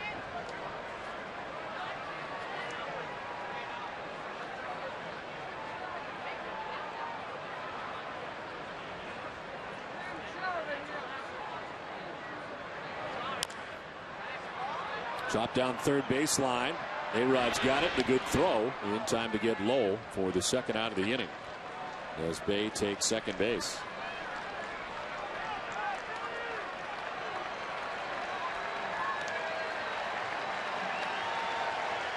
Here comes David Ortiz. His 4th at bat of the night in a 2-run home run in the second. Since then, he's flied out twice to left.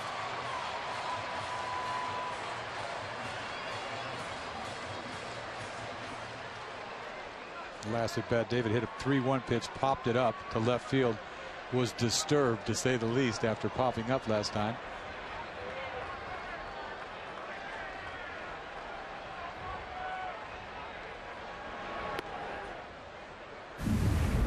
See this 3-1 pitch, David thought he should have done something more with.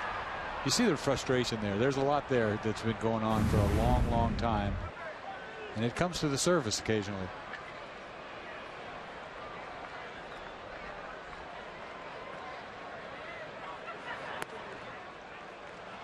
See how violent Veras' motion is to the plate. You see his, he yanks his neck out of there. You know, we see Okajima do the same thing. Don't look to the plate, and you see the same with him, but it's just more violent. You can see how he can be wild.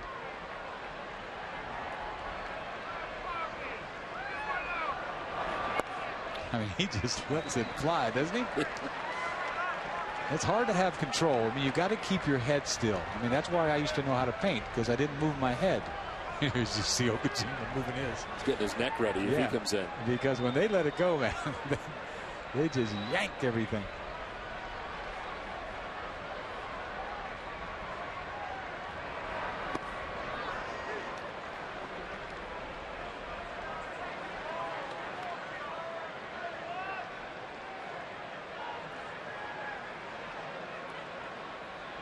Or if he pops up this 3-1 pitch again, he might go nuts.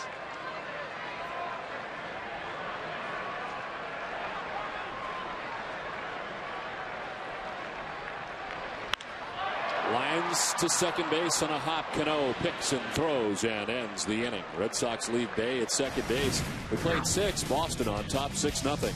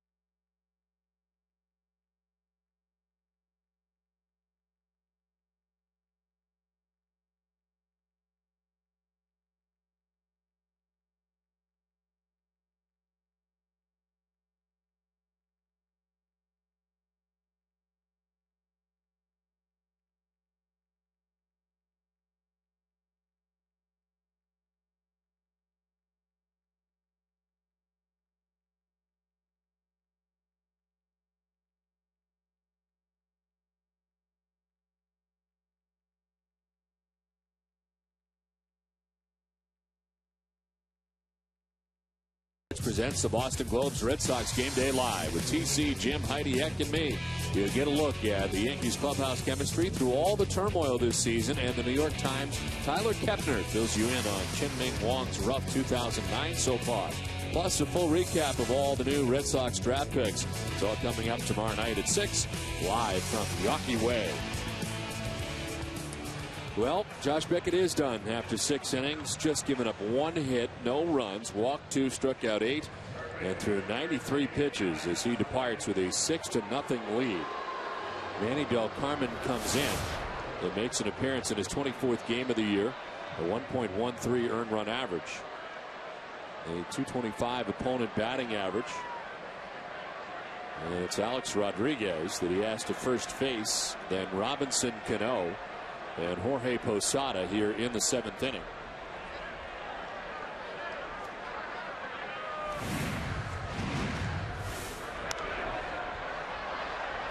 Against Beckett, A-Rod had popped out and struck out.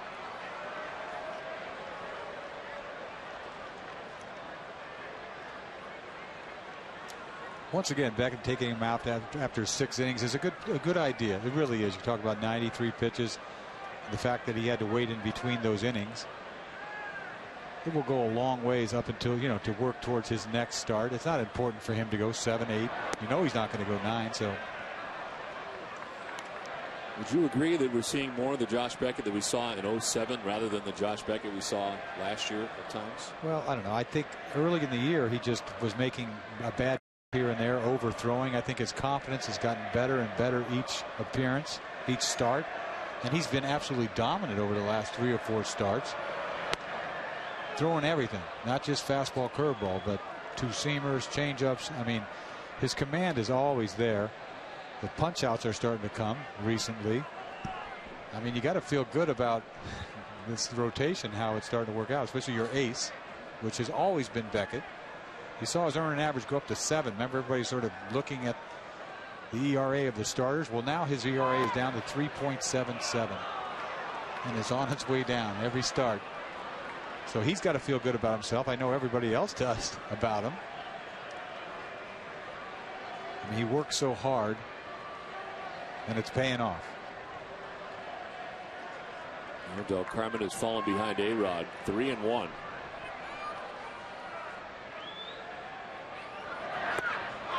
Full count. Fastball count, he gets one, and it's a 94-mile-per-hour fastball by Rodriguez. Cano on deck.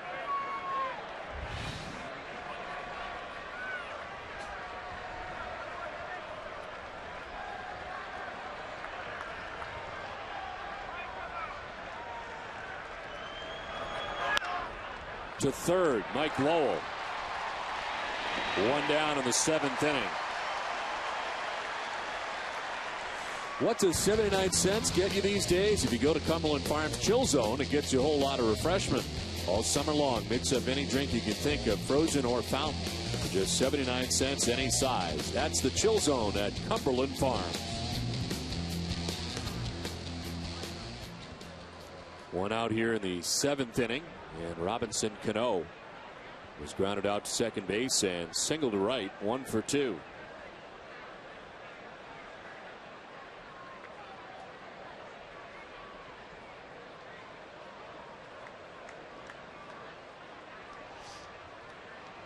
And Manny Del Carmen's been pitching good for a long time. Started looking at his numbers, starting to add up. His ERA is like minimal, like 1.1 coming in this game. And over the last year and a half, he just has not given up anything. Well, 2 more games against the Yankees. Our coverage beginning at 6 o'clock each of the next 2 nights, and then it's on to Philadelphia. Interleague play back again. I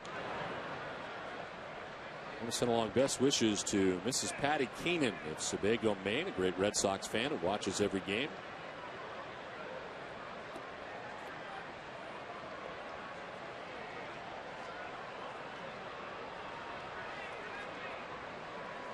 Out here in the 7th inning, a count of 1-1.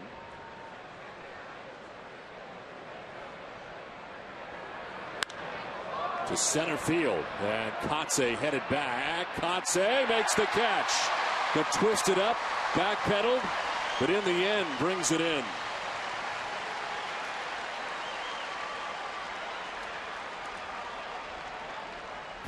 Kotze gets a good beat on this ball. He knows when to turn around, where he got to the ball, starts backpedaling. Ball held up pretty good for him, so he can turn around and backpedal with the catch. So 2 down. Jorge Posada coming up. I mentioned tonight the Command Sergeant Major Jake Elliott is at the game tonight with fellow officers the 160th Special Operations Aviation Regiment, airborne in Nashville, Tennessee. New Hampshire native, is a lifelong Red Sox fan and retiring after 26 years from the Army. Congrats to Command Sergeant Major Jake Elliott. 2 down in the inning. Posada struck out twice tonight.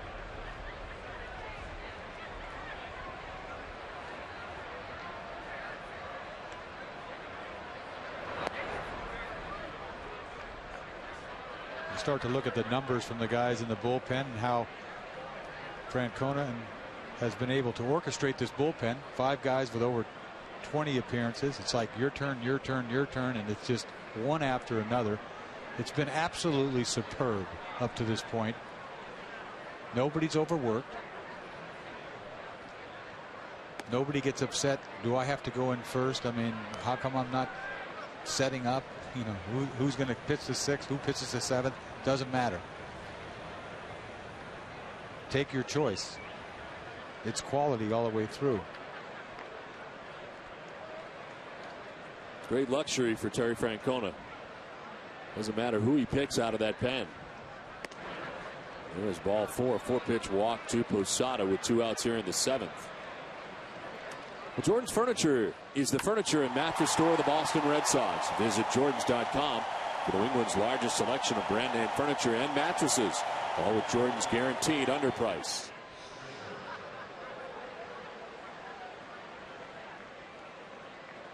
Two down here in the 7th inning. Posada at first base and Nick Swisher coming up. Swisher has flied to left and struck out swinging.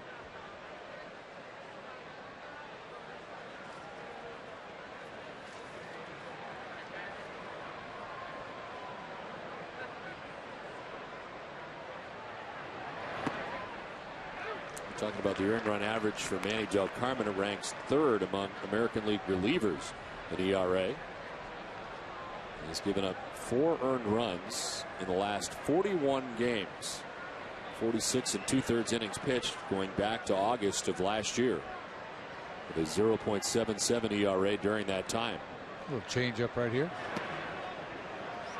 Good pitch for him, Manny. He'll go to it at any time.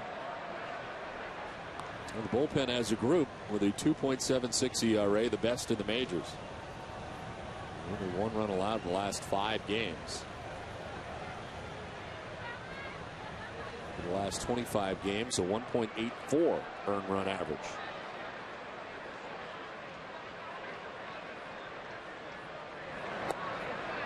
Two and one. You know, in spring training, I saw Francona, and right in the middle of spring training, he came over to Jupiter, and I happened to be there, and I went up to talk to him, and I said, you know, this is scary, the kind of bullpen that you have. I saw where they had just gotten Saito, you know, just added. He was still hurt, and they didn't know what he was going to be. But I told him then, I said, this is the best bullpen I've ever seen back then in spring training. And it is. This is not surprising me. This is what I thought. It's one of the best bullpens I've ever seen put together. And I know there's a long time remaining. I don't want to jinx anybody, but this is a great bullpen.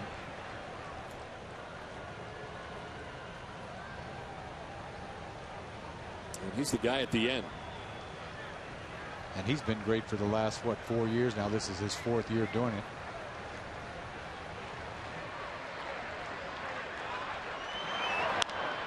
Ground ball to second base. Pedroia ends the inning. It's 7th inning stretch from Fenway. It's 6-0 Red Sox, and it's time now for Sports Desk Update with Cole Wright.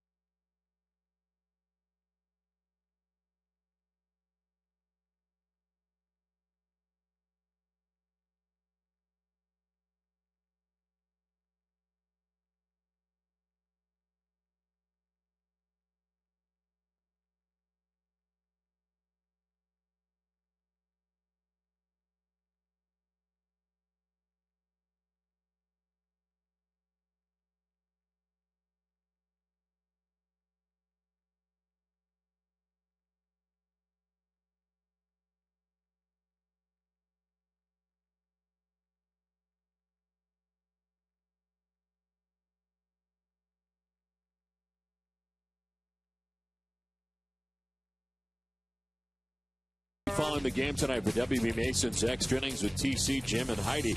You'll get the live press conferences of Terry Francona and Josh Beckett after this series opener. And Jim will break down the key plays from tonight. Plus, all the reaction from the Sox clubhouse in our KFC Clubhouse Uncut segment. It's all coming up right after the game with TC, Jim, and Heidi. Bottom of the 7th inning back at Fenway Park. 6-0. Red Sox on top as Jason Varitek leads it off. It's the bottom third of the Red Sox order to face Jose Veras. Varitek, Kotze, and Green.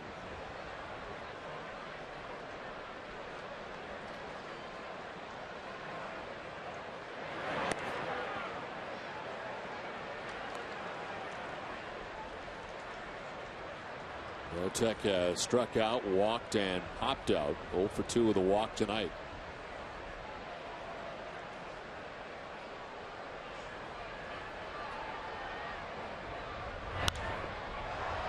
Popped up, foul ground, Posada and Rodriguez, but it'll get into the seats.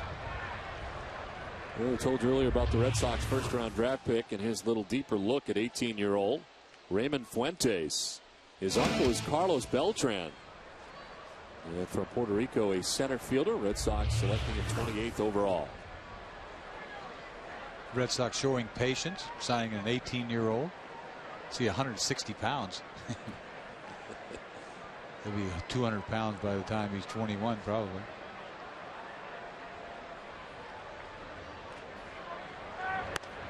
Outside ball 3-1. That is the only pick the Red Sox have made so far.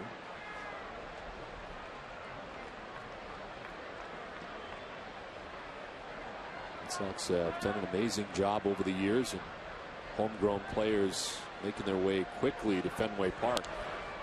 Varitek fouls it off, full count. There's a current list of the draftees on the current roster and how quickly they've gotten here in some cases. Red Sox being one of the best teams over the past 10 years, and you saw that. You see the list right there, and that's why. Doesn't count Jed Lowry, who's currently on the DL. Not catching up on his sleep.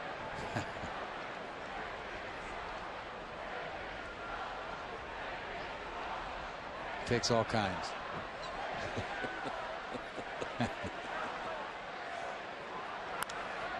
One popped up, foul ground. Posada discards the mask and runs out of room.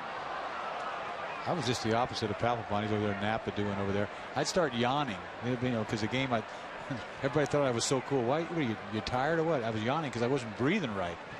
Sometimes you're yawning because you're not breathing the right way. When you're nervous, you just need some oxygen. Well, so is he really nervous? I don't think you're telling me. No, this isn't a one-run game. I think he thinks he's okay right now. Okay, because he doesn't look nervous. He looks tired. He's got it down though, because he's leaning on that table he's got working.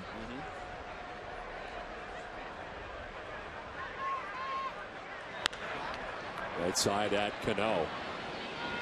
Varitek is out number 1. We're in the bottom of the 7th inning. There's cameras everywhere. When you go down there, you better be careful what you do. You don't want to pick your nose, and you don't want to fall asleep. You know? He's showing some signs of life now. Cameras everywhere. Everywhere.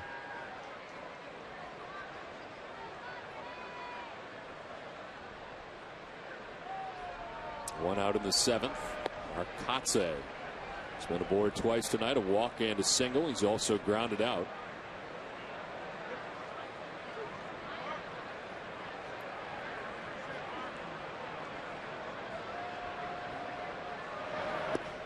Tried to hold up, but could not.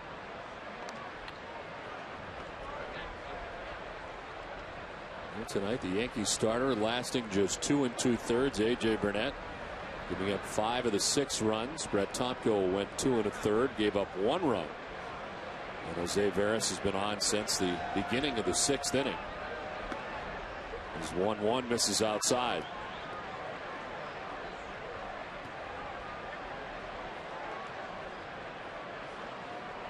This will be the 25th pitch thrown by Veras since coming into the game.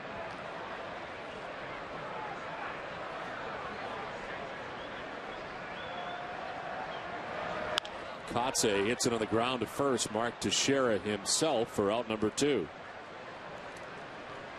This copyrighted telecast is presented by authority of the Boston Red Sox. May not be reproduced or retransmitted in any form. The accounts and descriptions of this game may not be disseminated without the express written consent of the Boston Red Sox. 2 down here in the 7th inning. Nick Green batting out of the number 9 spot.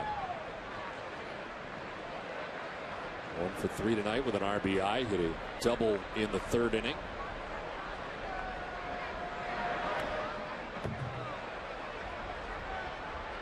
That double in the 3rd inning knocked Burnett out of the box is what it did. It was a bullet he hit over Swisher's head in left field.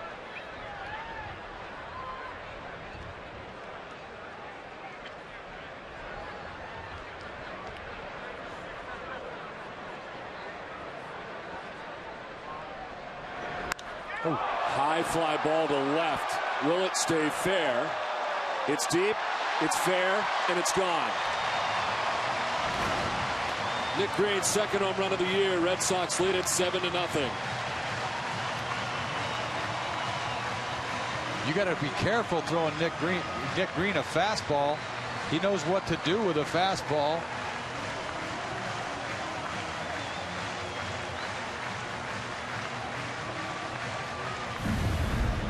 See, Veras throws him a fastball right there, belt high, and he lifts this ball way out of here. Hits it over everything down the left field line. His eyes just light up when he sees fastballs. Nick Green spending all of last year at AAA for the Yankees. Now he hits home run off the Yankees. In a Red Sox uniform.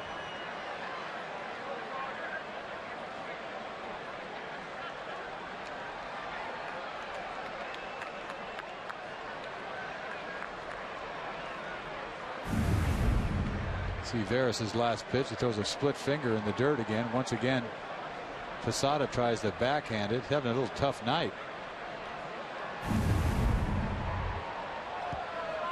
Get him underneath the neck area. Oh, that caught him, and it didn't seem like much when it. Take a look at this again. The split finger in the dirt. It comes back up off the plate almost. Yeah, up underneath his throat. Once again, we see it again. He doesn't have that flap that goes down like the umpires. It finds its way up there, even if you have a flap sometimes, because you lean forward and the flap kind of still exposes you. That ball comes straight up. I don't care if you have a flap or not. You can have that job.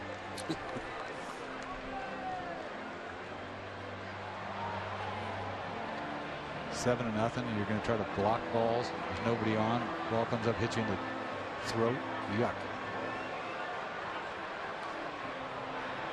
He's going to stay in here with 2 outs, bases empty. Ball 1 hurt.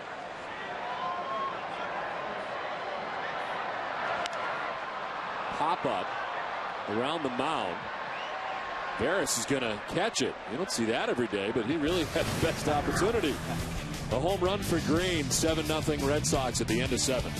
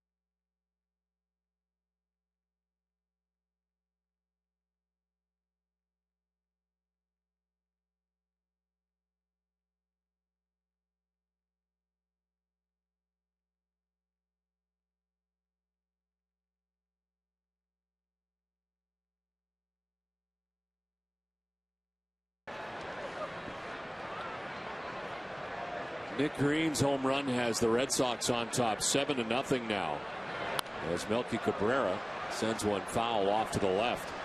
Cabrera, Gardner, and Jeter to bat in the 8th. Manny Del Carmen has been on since the 7th inning, and about to throw his 20th pitch in relief.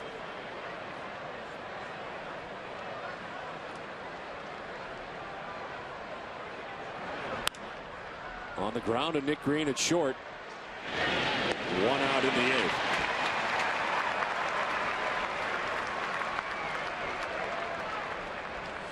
Where can you score the best Red Sox gear in town? Check out BostonGlobeStore.com. The Boston Globe Store is everything for the diehard fan. Autographed memorabilia, Red Sox photos, souvenirs, and more.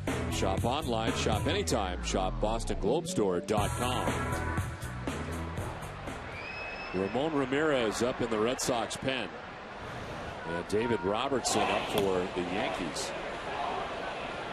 New York has already used Tomko and Veras out of the pen in relief of A.J. Burnett. Brett Gardner takes strike 1. He was flied out to left and grounded out to shortstop, 0 for 2.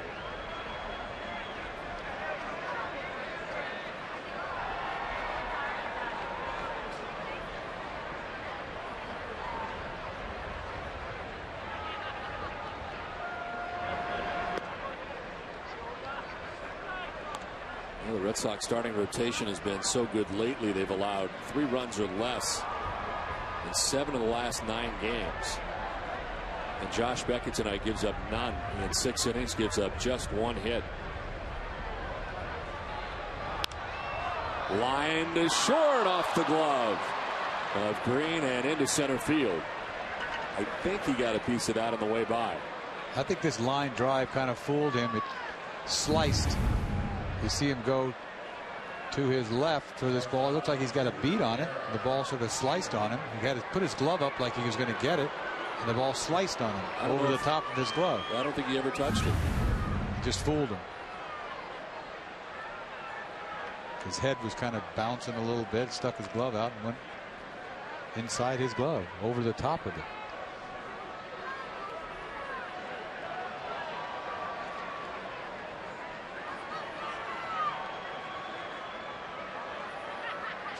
So 1 out, Gardner at first, and Jeter the batter.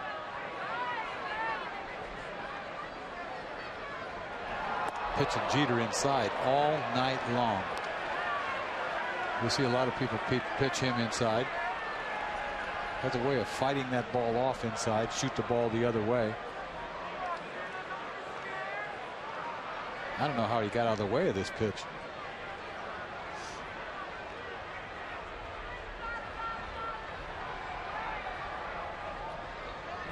Brett Gardner's base hit, only the 2nd hit of the night for New York.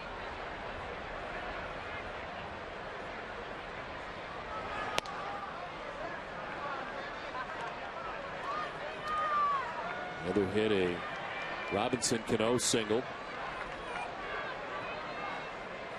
Red Sox out hitting the Yankees 8-2 and on top 7-0.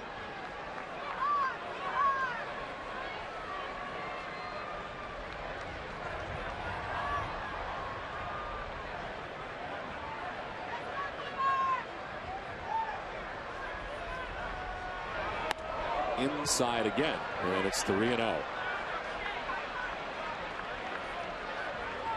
I mean, the book on Jeter is inside, and you see it right there. It's classic 2-0, fastball in.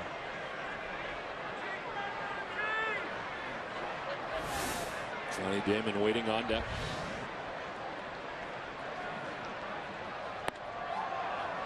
All 4 and a 4-pitch walk.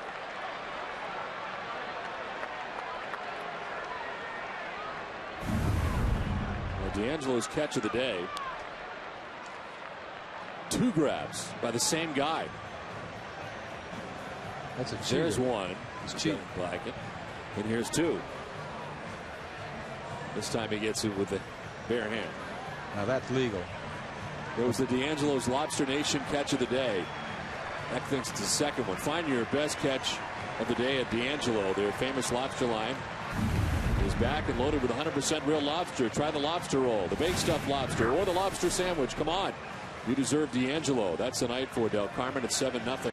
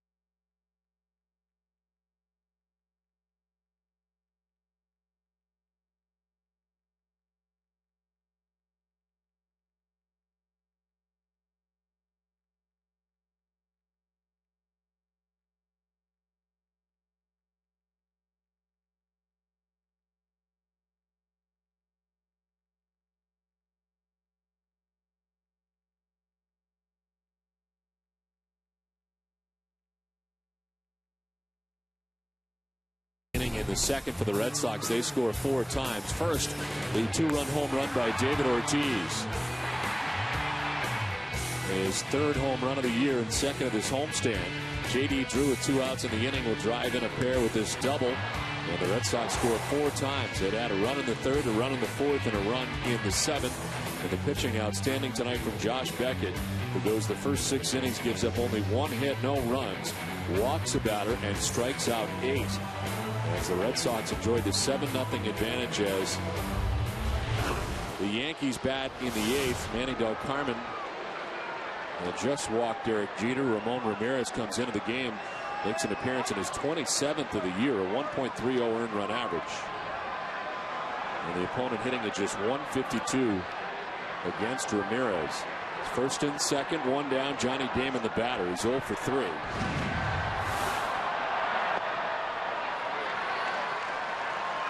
I'm going to ask this only because, well, I feel like I should.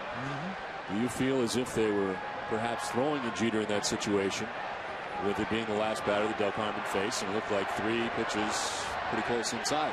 I wasn't even thinking about that. I was locked into saying, boy, they like to pound Jeter inside. Now, what was the reason to? Because of the fact that Veras hit Jason Bay. Well, if that's the case, he should have just drilled him. So was he attempting to drill him and he missed him? That's my possibly. question. Yeah, possibly. Last batter that he faces. It's right over my head, but if you say it, yeah, I think he might have. But he didn't do a very good job of it because he probably should have drilled him.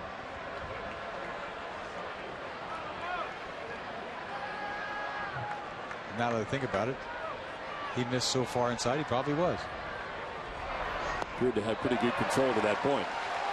Yeah, because that's why that 2-0 pitch that he went and almost hit him again on the 2-0 pitch was really, why is he going so far inside 2-0? Now, was he trying to hit him? Maybe not, because if he was trying to hit him, he would have hit him. So that's how you could trick him, though, the fact that, you know, you're supposed to pitch Jeter inside. So if you pitch him inside, you're saying, well, they're just trying to pitch me inside. But I think if he wanted to hit him, he would have hit him. On the ground right side, Pedroia to second for 1, on to first. Double play. Things are working out great tonight at Fenway for the Red Sox. They lead it 7-0.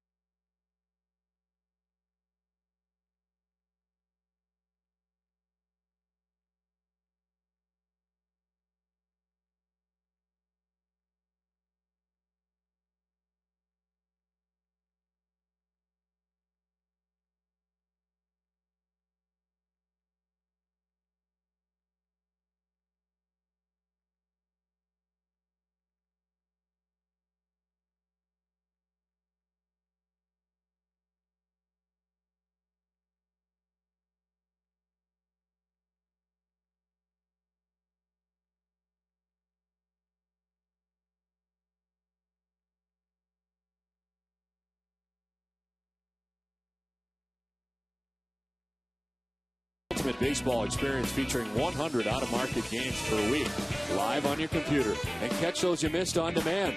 For more details, visit redsox.com, where baseball is always on.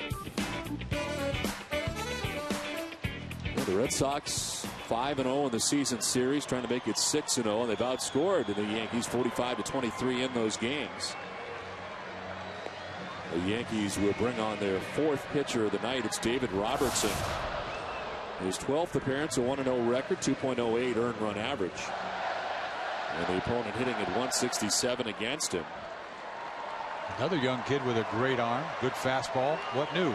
Everybody that runs out there has got a good arm. Just like Bard. Good arms. Yeah, speaking of good arms. Daniel Bard up for the Red Sox. You know, before we go any farther, we're talking about last inning and whether or not they were throwing at Jeter. And I feel like I lost it right there. I'm up here doing the game thinking, oh, it's 7-0, la-di-da. And you know something? They were going after Jeter. Now that I think of it, and you were right, they were throwing at Jeter because they're tired of this. You know, I forgot that Veras had hit Bay. And that's the second time they hit Bay, and they haven't forgotten the first one. And this is the first pitch to Jeter. And I said early on, how did he get out of the way of that ball? And I wasn't even thinking. I thought they just liked to throw the ball into Jeter, but I am clueless up here. They were going after him. Hello, Dennis. I'm up here doing the game saying, isn't it great here? And meanwhile, I'm missing a good ball game down there because they are upset that Bay got hit, and they should be. We talked about it, that 2-9 doesn't cut it. Right. We've hit 2, they've hit 9. It's the second time they got Bay. But they should have drilled him then. I mean, he tried twice and missed him twice. If that's what they wanted to do, they send a message. You got to drill somebody. J.D. Drew strikes out to begin this bottom of the 8th inning.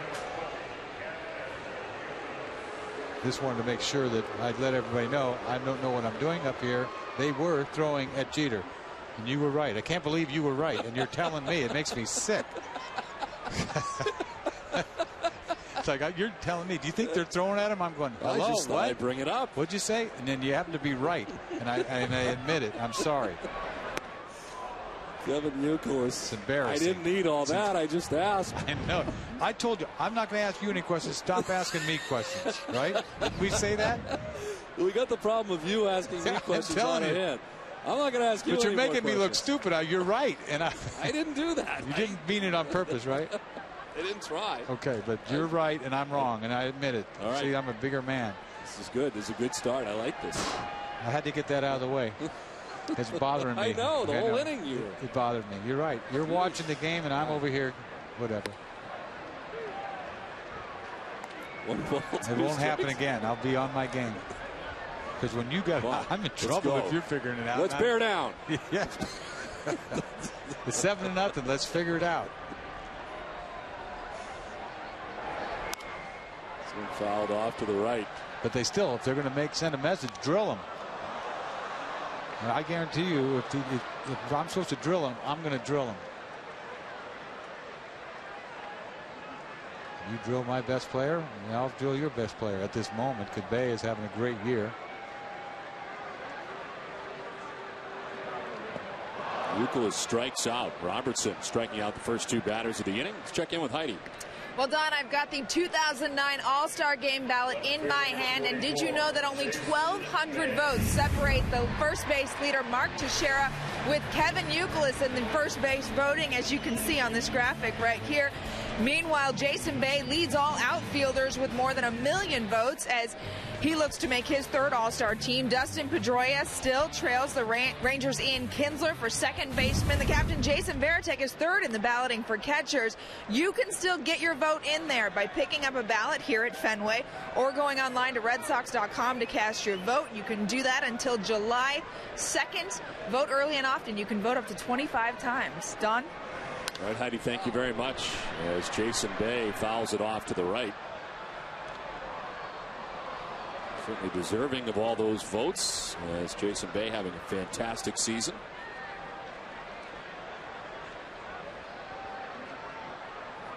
That's the 2 outs and the base is empty here in the 8th.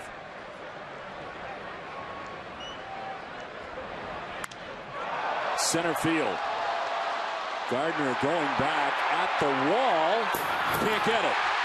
The ricochet is nasty as Bay heads for 3rd. Swisher runs it down, and Bay pulls up at third base with a 2-out triple.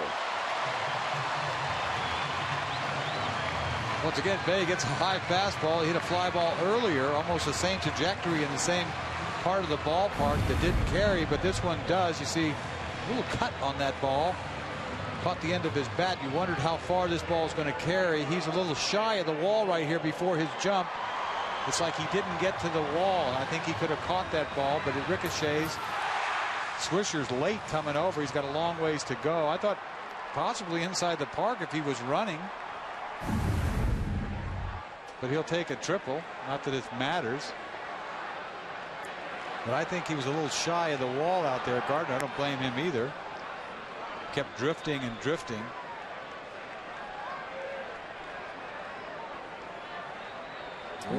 Pretty good. 11 for 21 against New York. And they know it, and that's why they hit him in the back, and I didn't. You're going to get over this at some point, right? I'm over here having a gay old time up here. It's outside ball 2-0.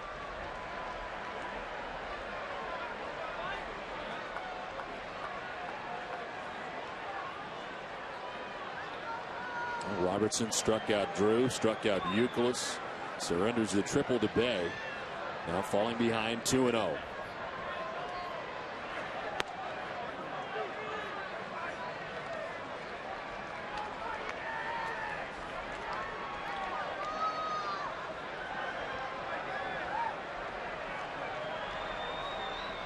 Big Poppy waiting on deck.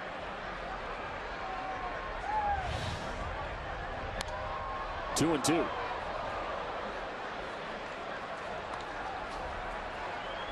Looks like somebody taught Robertson how to throw a little cutter, probably Rivera. Every time somebody comes up with one, you can't help but think he wouldn't help some of his fellow relievers down there.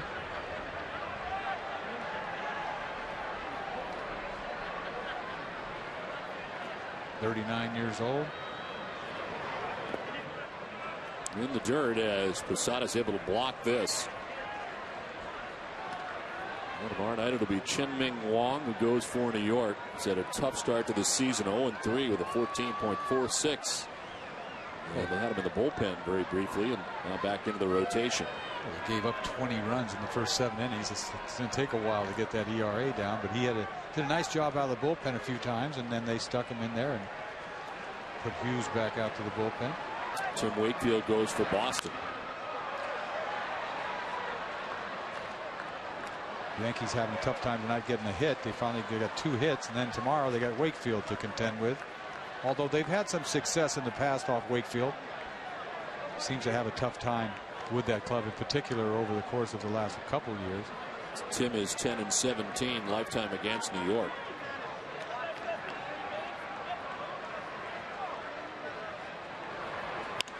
On the ground, left side. A-Rod twisting and throwing out his counterpart, and Mike Lowell at first base to end the 8th. We head to the ninth, 7-0 Boston.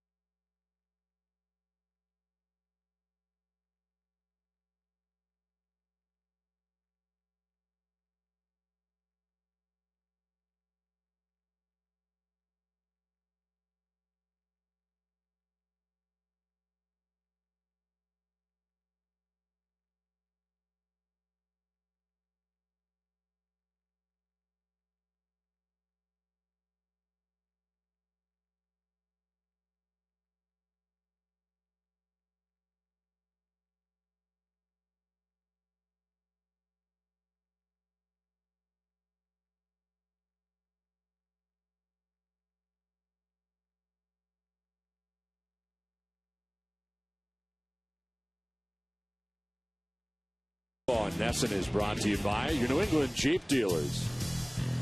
Bermuda Tourism. Your New England Dodge dealers. Olympia Sports, the official sporting goods retailer of the New England Sports Network. Toyota's official website for deals, buyatoyota.com. And by Southwest Airlines. Ninth inning back at Fenway Park, a 7-0 Red Sox lead. New Boston pitchers, Daniel Bard becomes the fourth pitcher of the night, makes an appearance in his ninth major league game. ERA of 0.90. He's pitched in 10 innings.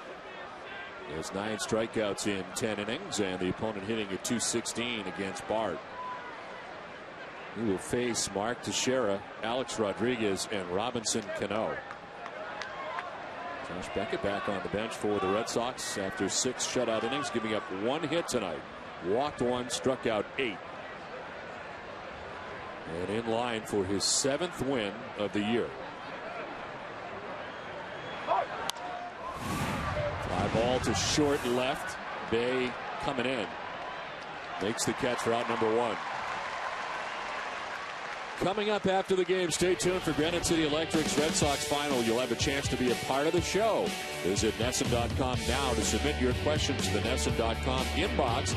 DC and Jim will answer your questions, plus highlights from the rest of the American League East and a preview of the final 2 games of the series here at Fenway. It's all coming up after the game on NESN.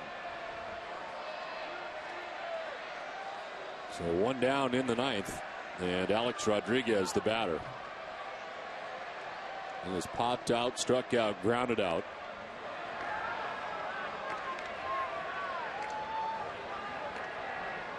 Red Sox trying to go 6-0 against New York in 2009. They split last year's season series 9 apiece.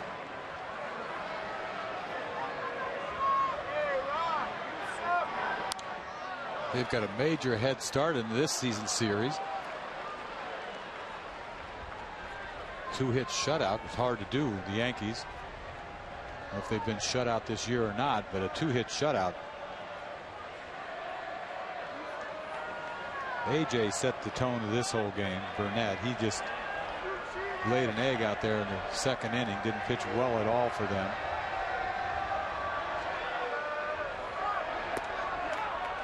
Nasty breaking ball.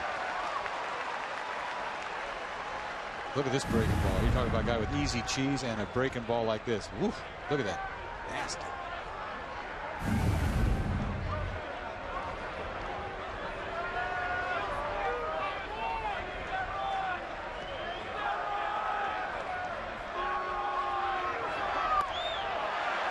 Inside at 100. 100 at your kneecaps. This ball's biting down and in with hair on it. I mean, that ball is going down hard. The ball low registers much higher. That's what it is. You see 100 sometimes. Like, what is that?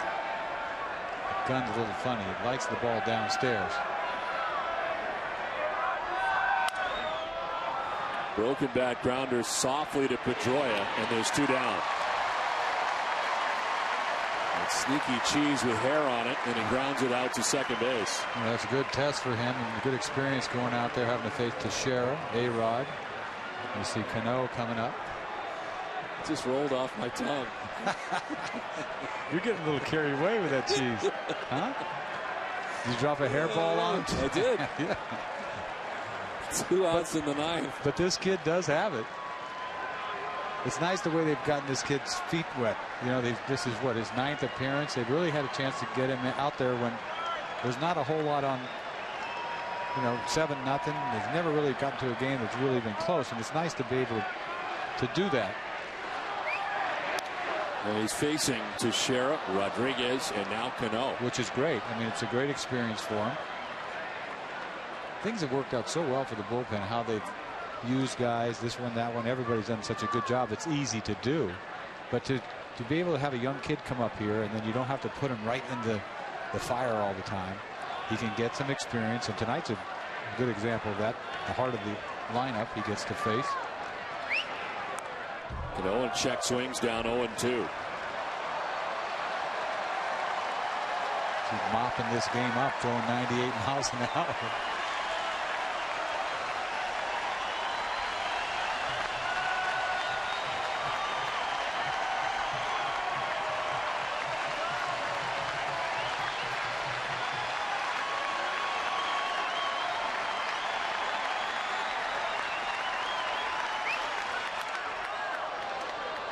Fouls it off. That was at 100.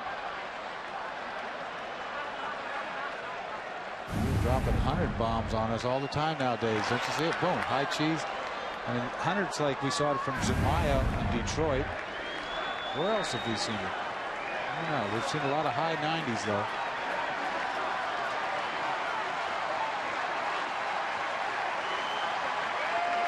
The 0-2 from Daniel Bard. Cano strikes out. The Red Sox win in shutout fashion. They have shut out the New York Yankees tonight and won the first 6 games of this season series. And tonight, an impressive fashion from Josh Beckett. 6 shutout innings.